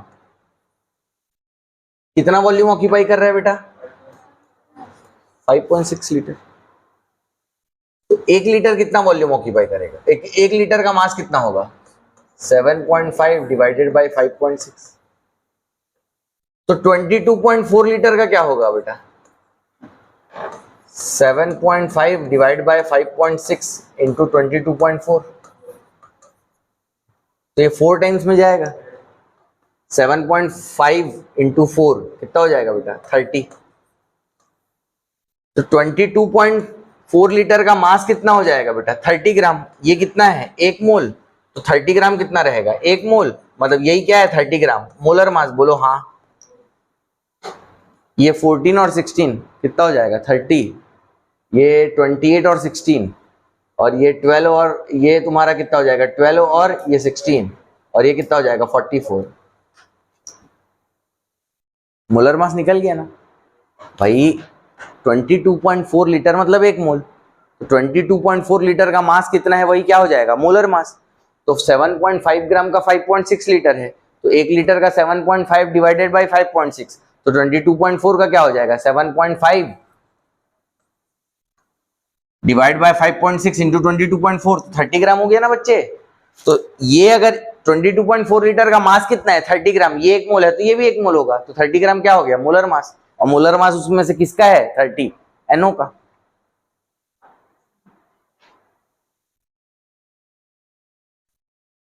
आई बात समझ में?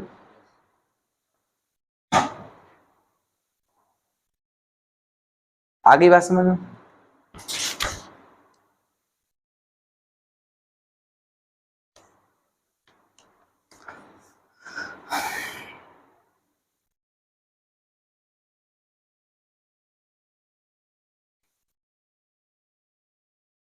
बना कि नहीं बना बेटा?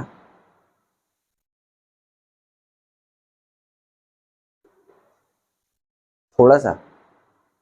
अरे भाई देखो, 1 मोल मतलब molar mass, gram atomic mass मतलब 6.022 मतलब 22.4। एक बात बता मेरे को, या तो पहले एक काम करो, सीक्वेंस अगर समझ में नहीं आ रहा है ना तो ऐसा करो बेटा, चलो स्टार्टिंग में तो थोड़ा सा तुम लोगों को देखो 5.6 लीटर को मोल्स में चेंज कर सकते हैं क्या अपन? 22.4 डिवाइड करके मोल्स में चेंज कर सकते हैं ना, बोलो हाँ। ये करना जानती है कि नहीं जानती? मतलब 1/4 मोल। अब 5.6 लीटर का मास कितना था 7.5 ग्राम, तो 1/4 का मास कितना होगा 7.5 ग्राम। तो बेटा 1/4 मोल का मास 7.5 ग्राम है, तो 1 मोल का मास कितना हो जाएगा बच्चे 7.5 ग्राम इंटू 4 मतलब 30 ग्राम। तो 1 मोल का जो मास होता है वही तो मोलर मास होता है क्या? अब चेक कर ले इसमें से 30 किसका है, NO का था, NO को टिक कर दिया। बस मेरे को बताओ कि समझ में नहीं आया है, वो मेरी प्रॉब्लम है कि मैं उसको तुम लोगों को कैसे समझाऊंगा। आई बात समझ में कि नहीं आया? नेक्स्ट क्वेश्चन लिखो। अब तुमको समझ में आएगा कि सर एटम एटम क्यों पढ़ा रहे थे स्टार्टिंग से। ठीक है, लिखो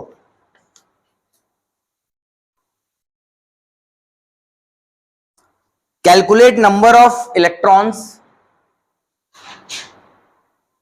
calculate number of electrons in 4.2 gram in 4.2 gram of nitride ion, 4.2 gram of nitride ion, N-3 बेटा है ना।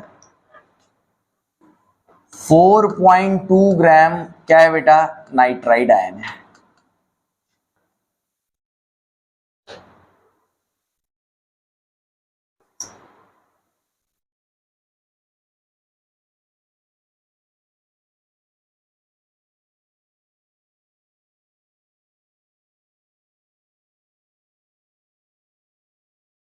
चाहे आयन हो, चाहे एटम हो, चाहे मॉलिक्यूल्स हो, अगर तुमको इतने में इलेक्ट्रॉन्स निकालना है तो तुमको पहले एक में निकालना पड़ेगा, फिर तुमको ये देखना पड़ेगा कि इस 4.2 ग्राम में टोटल कितने आयन्स हैं।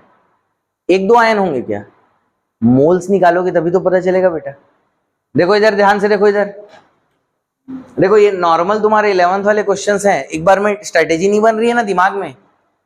क्यों नहीं बन रही है? क्योंकि उस तरीके से पढ़े नहीं है कभी, पहली चीज। और दूसरी चीज हमारी बिल्कुल प्रैक्टिस नहीं है, हमने कभी जब तक प्रैक्टिस नहीं करोगे ना बेटा तो स्ट्रेटेजी नहीं बनती है। देखो इधर ध्यान से, अगर मेरे पास एक N-3 आयन है तो टोटल नंबर ऑफ इलेक्ट्रॉन्स कितने होंगे जल्दी बोलो।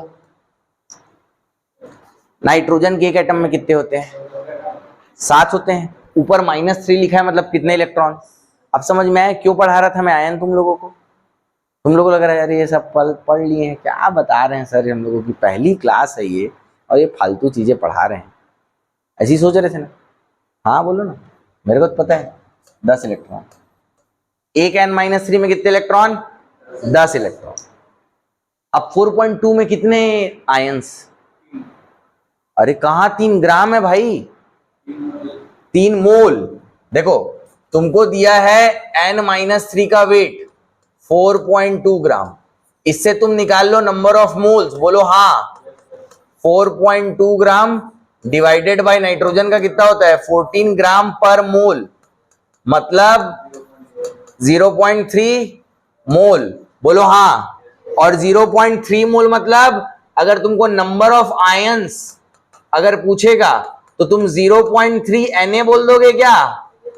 कितने आयंस है बेटा 4.2 ग्राम में? 0.3 Na आयंस हैं। 0.3 into 6.022 into 10 to the power 23 ions है। एक आयन में कितने इलेक्ट्रॉन? 10 इलेक्ट्रॉन। तो इतने सारे आयंस में total number of electrons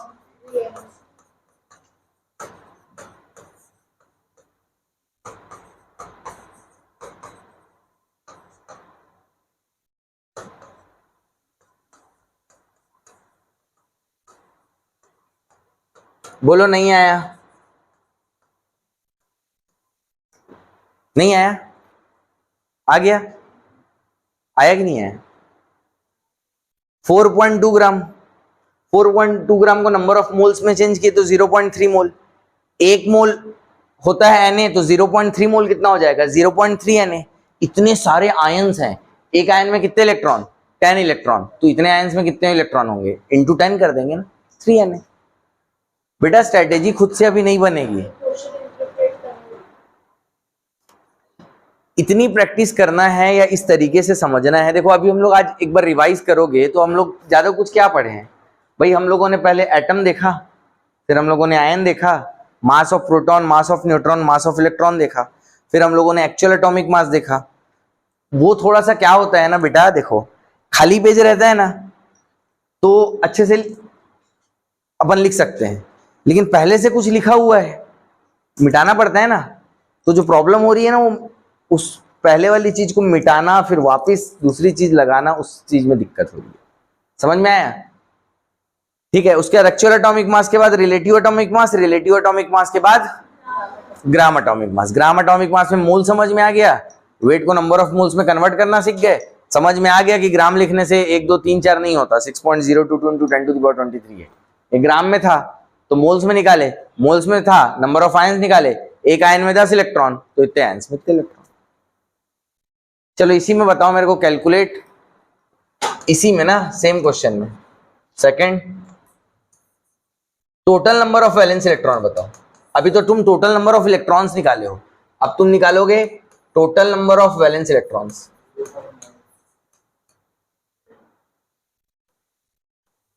total number of valence electrons. हाँ ना, अभी तुमने टोटल इलेक्ट्रॉन्स निकाला है। एक आयन में टोटल 10 इलेक्ट्रॉन होते हैं n-3 के। वैलेंस इलेक्ट्रॉन कितने होते हैं? 8। तो 8 इंटू 0.3 करोगे तो 2.4 Na आएगा। नहीं आया समझ में? बेटा ये तुम्हारा देखो अभी तुम क्या किए हो, ये नाइट्रोजन के ये दोनों इलेक्ट्रॉन को कंसीडर किए और यहाँ पे पूरे 8 को कंसीडर किए, तो तुमने क्या कर दिया, यहाँ से टोटल इलेक्ट्रॉन निकाला 10। तो एक आयन पे 10 इलेक्ट्रॉन, तो 0.3 Na पे 3 Na बोल दिया। अभी मैं तुमको सिर्फ वैलेंस इलेक्ट्रॉन बोल रहा हूं, तो तुमको इसको कंसीडर नहीं करना है, तुमको सिर्फ वैलेंस इलेक्ट्रॉन लेना है। 8 इंटू 0.3 2.4 Na। समझ रहे हो कितनी मेहनत करनी है? समझ में आ रहा है ना? है ये कोई बहुत बड़ी चीज नहीं करवा रहा हूं मैं तुम लोगों को, पता नहीं लग रहा होगा, एकदम बेसिक सी चीजें पढ़वा रहा हूं मैं तुम लोगों को।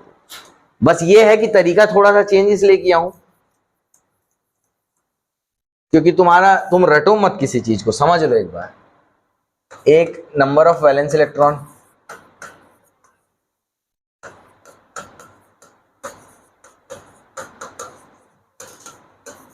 आठ, तो टोटल नंबर ऑफ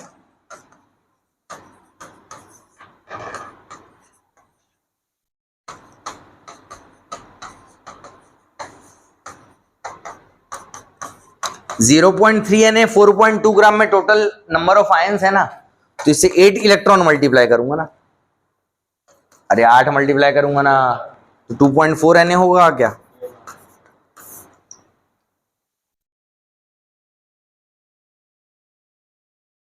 आ रही है बात समझ में कि नहीं आ रही है?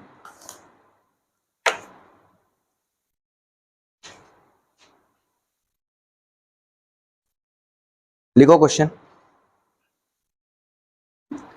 The number of oxygen atoms, the number of oxygen atoms in 4.4 gram CO2, the number of oxygen atoms in 4.4 gram of CO2, the number of oxygen atoms in 4.4 gram of CO2 is approx। आपको 4.4 ग्राम CO2 में ना oxygen atoms बताने हैं कितने। हाँ, एक molecule में कितना होता है? 2 एटम। 4.4 ग्राम CO2 मतलब कितने मोल? 0.1 मोल। तो देखो क्या दिया हुआ है, 4.4 ग्राम CO2 क्या दिया है। अब मेरे को एक बार बताओ, 4.4 ग्राम CO2 से तुम क्या समझते हो? मैं समझता हूं 0.1 मोल CO2। समझते हो ना? नहीं समझते। 4.4 डिवाइडेड बाई 44, वेट से मोलर मास डिवाइड होगा तो नंबर ऑफ मोल्स आ जाएंगे। 44 उसका मोलर मास होता है, तो 4.4 से 44 डिवाइड किया तो क्या हो गया बेटा? 0.1 मोल CO2। एक CO2 का मॉलिक्यूल लूंगा ना तो 2 एटम रहते हैं उसमें, तो 0.1 मोल लूंगा तो 0.2 मोल ऑक्सीजन एटम बनेंगे। 0.2 Na। देख लो इधर, कार्बन डाइऑक्साइड का वेट कितना है? 4.4। मोलर मास नहीं पूछा बेटा। नंबर ऑफ मोल्स CO2 का कितना हो जाएगा? 4.4 ग्राम डिवाइडेड बाय 44 ग्राम पर मोल। बोलो हाँ। तो ये 0.1 मोल होगा क्या?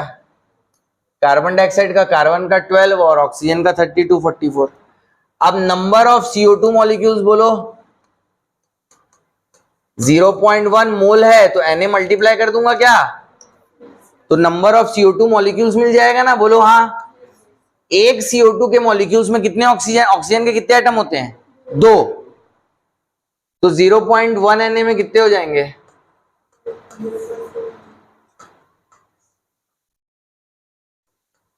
2 इंटू 0.1 Na मतलब 0.2 Na। बोलो हाँ, बोलो बेटा।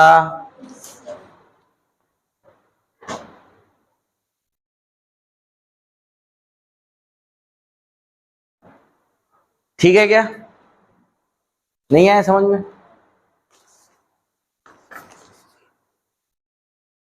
इसीलिए मॉलिक्यूल पढ़ा रहा था।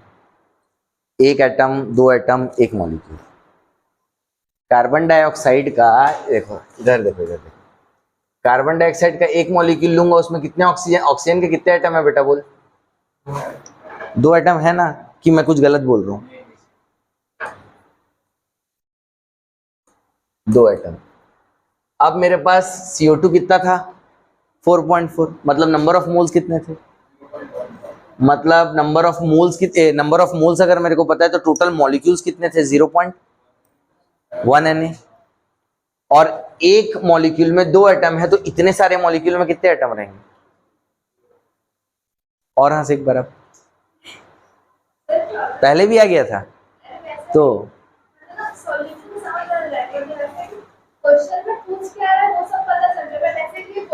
बेटा मेरे को पता है स्ट्रेटेजी तुम नहीं बना पा रहे हो कि तुमको स्टेप बाय स्टेप क्या करना है। तुम क्या करो, तुमको मैं बोला ना, मैं तुम समझ ही नहीं रहे हो। तुम पहले जो भी वेट दिया है, जब तुम सीधे पहले नंबर ऑफ मोल्स में जाओ। तुम प्रॉब्लम क्या है ना कि तुम ये सोच रहे हो, तुम एक बार बनाना स्टार्ट करो, तुम सोचो ना उसके बारे में। जैसे 4.2 ग्राम नाइट्राइड आयन है, अब इसमें पूरा इलेक्ट्रॉन्स पूछ रहे हैं, तो मैं क्या कर सकता हूं? अगर देखो सोचो कि अगर मेरे पास मान लो 3.2 ग्राम मेरे पास, देखो इधर देखो, देखो ध्यान से, मेरे पास 3.2 ग्राम ना बेटा O-2 आयन है। मेरे को बोल रहा है नंबर ऑफ प्रोटॉन्स बताओ इसमें, नंबर ऑफ न्यूट्रॉन्स बताओ इसमें, नंबर ऑफ इलेक्ट्रॉन्स बताओ। कोई रोने लगा क्या? अरे किसी के आंसू आंसू नहीं निकल रहे हैं ना भाई? हाँ देख लो, है तो बता दो, ठीक है। अब मेरे को पहले एक आयन का निकालना पड़ेगा ना, तो ऑक्सीजन का देखो, ये तुम्हारा अगर ऑक्सीजन का तुम्हारा एक आयन है तो इसमें प्रोटॉन कितने होंगे बताओ मेरे को जल्दी से। भाई प्रोटॉन थोड़ी चेंज हो जाता है, वो तो उतना ही रहेगा। न्यूट्रॉन कितना रहेगा?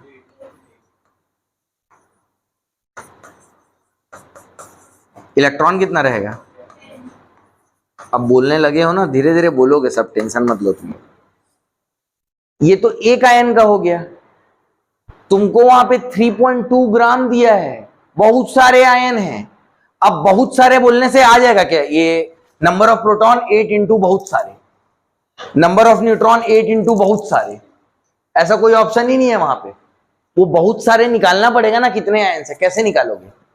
3.2 ग्राम है, अभी तुमको वेट दिया है, तुमको नंबर ऑफ आयंस में जाना है। वेट से नंबर ऑफ आयंस में कैसे जाते हैं? बीच में जंक्शन है कि बजरंगबली टाइप का ऊपर से जाओगे? समझ में आया? तो ये तुमको वेट दिया है, नंबर ऑफ मोल्स कैसे निकालोगे? 3.2 ग्राम। ऑक्सीजन का मोलर मास कितना होता है? 16 ग्राम पर मोल। तो कितने मोल्स आ गए? 0.2 मोल। बेटा कई बार क्या होता है ना, किसी का एड्रेस जो है ना वो बहुत डिफिकल्ट नहीं होता है, समझ में आया?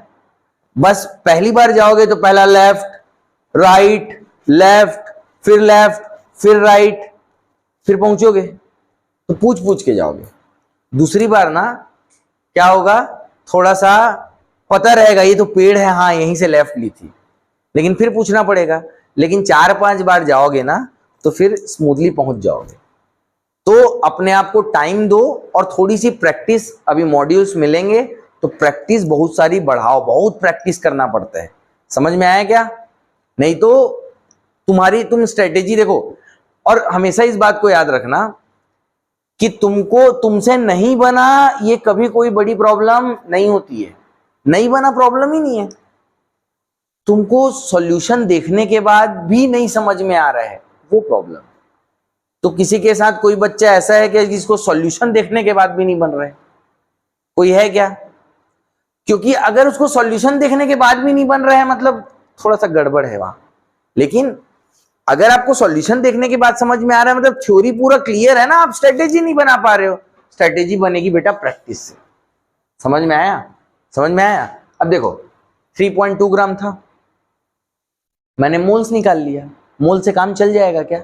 नहीं भाई, मोल्स पता है तो अब मुझे नंबर ऑफ आयंस कैलकुलेट करना है। तो अब इस इतने ग्राम में टोटल नंबर ऑफ आयंस कितने हैं बेटा? 0.2 Na आयंस हैं। किसके? O-2 के। तो जब एक आयन में 8 प्रोटॉन है तो टोटल नंबर ऑफ प्रोटॉन्स कितने हो जाएंगे? कोई बताएगा क्या मेरे को? बोलो भाई, एक आयन में कितने प्रोटॉन? 8 प्रोटॉन। और तुम्हारे पास टोटल कितने आयन है? 0.2 Na। तो कितना हो जाएगा बेटा? 1.6 Na। बात समझ में आई कि नहीं आई? टोटल नंबर ऑफ न्यूट्रॉन्स कितना हो जाएगा? जितना प्रोटॉन है उतना ही तो न्यूट्रॉन है, एक में 8 प्रोटॉन, तो इतने ही में कितना हो जाएगा?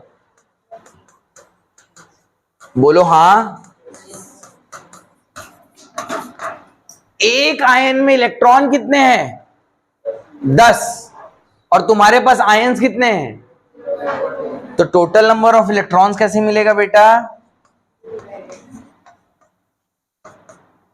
10 मल्टीप्लाई करोगे ना अब, कि अभी भी 8 करोगे?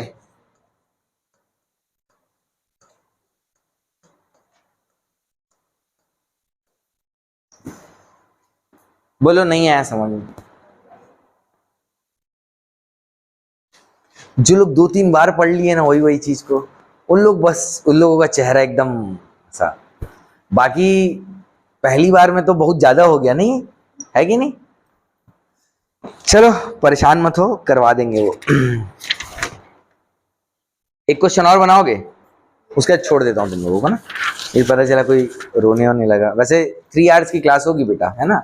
अभी तुम लोग थोड़ा सा प्रैक्टिस करके रखो। 3 आवर्स की एक क्लास होगी, मतलब अभी ओपी सर की क्लास अभी खत्म होती है ना? 8 से 11, अभी 11:15 हो रहे हैं। हाँ, दूसरी क्लास अभी स्टार्ट हुए रहती। चलो लिखो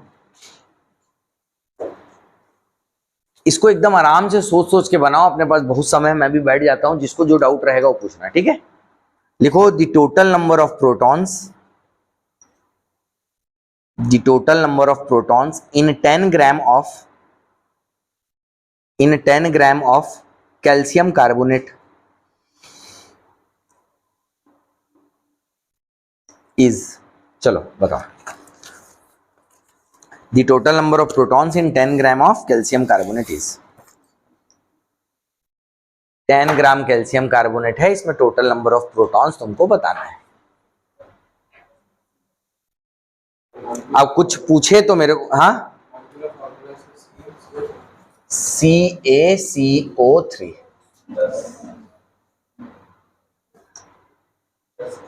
हाँ बेटा, 10Na।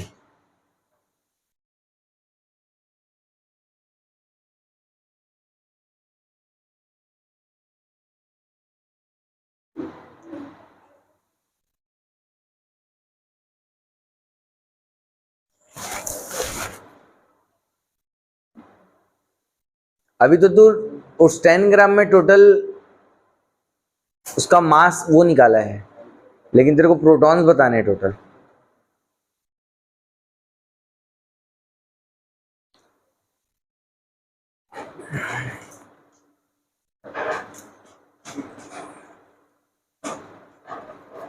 एटॉमिक नंबर कैल्शियम का 20, मास नंबर 40, कार्बन का 12, एटॉमिक नंबर 6, ऑक्सीजन का 16, एटॉमिक नंबर 8।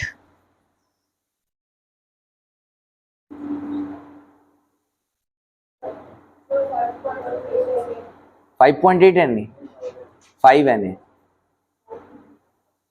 देखो इधर, नहीं पहले तुम लोग कोशिश कर लो, मैं ही बताते रहूंगा तो फिर गड़बड़ है ना बेटा, खुद कहाँ लगाओगे। क्या होता है ना बेटा, देखो सुनो मेरी बात को, जैसे कोई मशीन रहती है ना, बहुत दिन से चले नहीं रहती ना, तो थोड़ा सा मुश्किल होती है ना। एक बार चलने लग गई तो फिर कोई दिक्कत नहीं है, परेशान मत हो, ठीक है। तो देखता हूं मैं तुम लोग चला रहे हो कि नहीं, एफर्ट लगाना पड़ेगा ना भैया।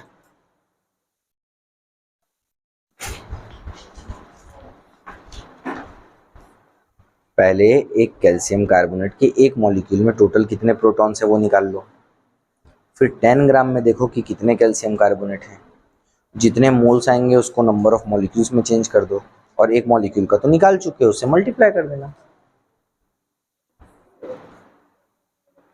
बेटा ये जो 10 ग्राम है ना, 100/10 थोड़ी करेगी तू, 10/100 करेगी ना, तो 0.1 मोल होगा ना।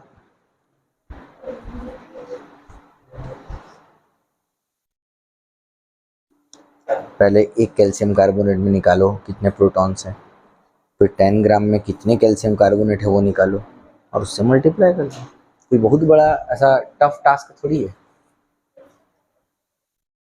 बेटा कॉपी देखो, पहले ना एक कैल्शियम कार्बोनेट में वो निकाल लो, है ना, कैल्शियम में कितना, कार्बन में कितना, 3 ऑक्सीजन में कितना प्रोटॉन्स, फिर 10 ग्राम में कितने कैल्शियम कार्बोनेट मोल्स में, और फिर नंबर ऑफ कैल्शियम कार्बोनेट निकाल लो, और एक कार्बोनेट कैल्शियम कार्बोनेट में कितने प्रोटॉन थे उसके साथ मल्टीप्लाई कर दो। Very good. यही एडवांटेज होता है कि जिन टीचर्स के साथ अपन पढ़ चुके रहते हैं ना, हाँ 5 Na, हाँ, उनका क्या है, तरीका पता रहता है ना, तो उनके साथ मैच जल्दी हो जाते हैं। समझ में आया? ये मैं हर साल देख लेता हूँ एक बार। अरे भाई 100 होता है, उसका आधा कर दो तो नंबर ऑफ प्रोटॉन्स निकल जाएंगे, लेकिन तुम लोग उतना दिमाग नहीं लगा पाओगे ना। देखो इधर, देखो इधर, इधर देखो देखो देखो देखो देखो।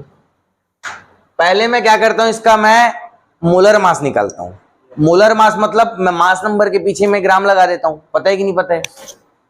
इसका कितना हो जाएगा 40, इसका कितना हो जाएगा 12, और इसका क्या हो जाएगा, सीधे आ गया था 48, 48, 16 से मल्टीप्लाई किए 40, और ये कितना हो जाएगा 52, और 48 कितना आ गया बेटा 100 ग्राम। अच्छा, कोई भी जो मोलर मास आता है वो मास नंबर को सम करते जाने से आता है। अरे मास नंबर से ही, और एटॉमिक नंबर इसका भी आधा, कैल्शियम का भी आधा, और कार्बन का भी आधा, और ऑक्सीजन का भी आधा, मतलब 50 प्रोटॉन नहीं होंगे। देखो इसका एटॉमिक नंबर कैल्शियम का कितना 20, 40 का आधा, कार्बन का कितना 6 और ऑक्सीजन का कितना, देखो कितने आए 50 प्रोटॉन आए कि नहीं आए। तो मैं क्या किया, मैं जब यहां मास नंबर का सम करके निकाला ही हूं तो मैं बोल दिया उसका आधा तो प्रोटॉन्स होंगे। नहीं आया समझ में मैं क्यों किया ऐसा? चलो छोड़ो मैं क्यों किया। ये 50 आए कि नहीं आए ये पता चला कि नहीं आए, आ गया ना। हाँ बस ये कितने कैल्शियम कार्बोनेट में 50 प्रोटॉन निकले? एक एनए में, एक मॉलिक्यूल में, एक मॉलिक्यूल में।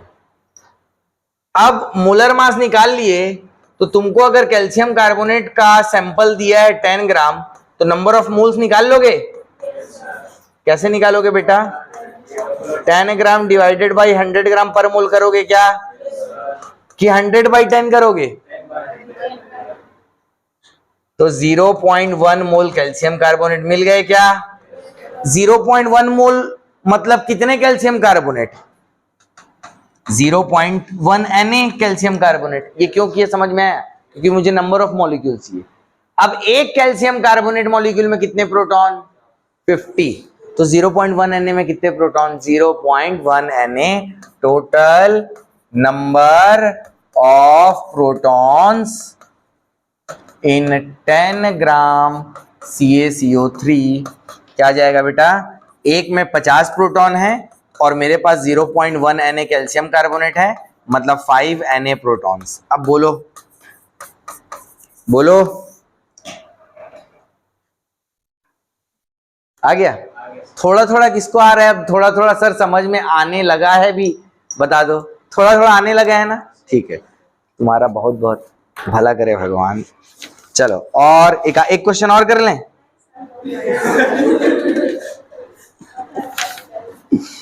कौन है ये चलो एक क्वेश्चन और लिखो।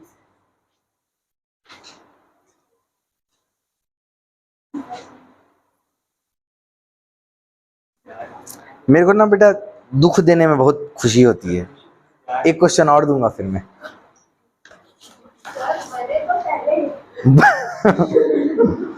तू क्या करी बेटा 11th 12th? अच्छा कोरोना, हाँ कोरोना प्रोडक्ट हो तुम लोग। लिखो volume of a gas at volume of a gas at NTP, volume of a gas at NTP is 1.12 into 10 to the power 1.12 into 10 to the power -7 ml। ठीक है, calculate the number of molecules, calculate the number of molecules in it, calculate the number of molecules in it.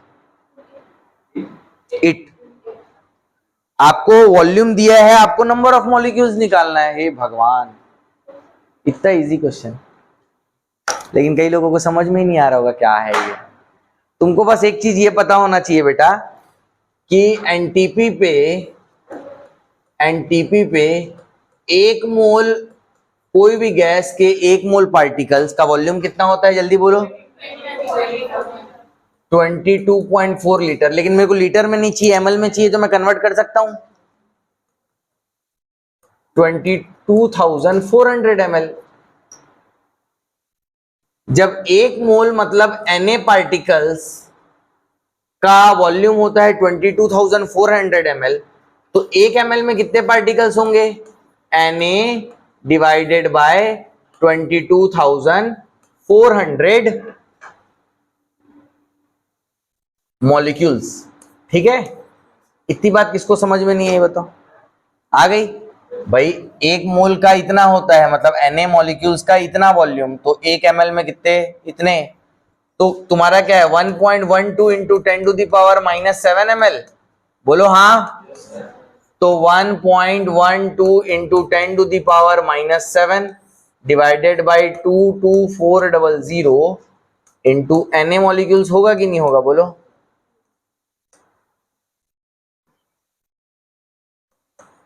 1.12 into 10 to the power -7 और 2.24 into 10 to the power 4, बोलो हाँ भाई। 2.24 लिख दिया और इसका 10 टू द पावर 4 लिख दिया।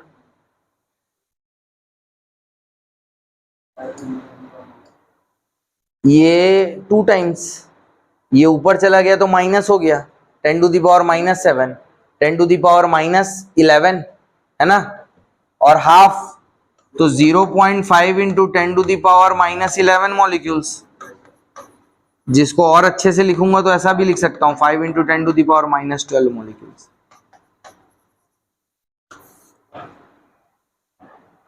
अब ये भी नॉर्मल इंटर कन्वर्जन ही था। एक मोल का इतना 22,400 ml, तो 1.12 into 10 to the power -7 ml में कितने होंगे वही निकालना था। अब इंटर कन्वर्जन तो सीखना पड़ेगा ना बेटा। हाँ ये बात अलग है कि एक ही क्लास में बहुत कुछ हो जाए तो भी दिक्कत है, लेकिन वेट को नंबर ऑफ मोल्स में, या नंबर ऑफ मोल्स को वेट में, या नंबर ऑफ पार्टिकल्स को नंबर ऑफ मोल्स में, या नंबर ऑफ मोल्स को नंबर ऑफ पार्टिकल्स में, और वॉल्यूम, ये 3 रिलेशनशिप तुमको बहुत अच्छे से समझने पड़ेंगे। समझ में आया? ठीक है, चलो नेक्स्ट क्लास में प्रैक्टिस करेंगे, आगे बढ़ेंगे। ठीक है।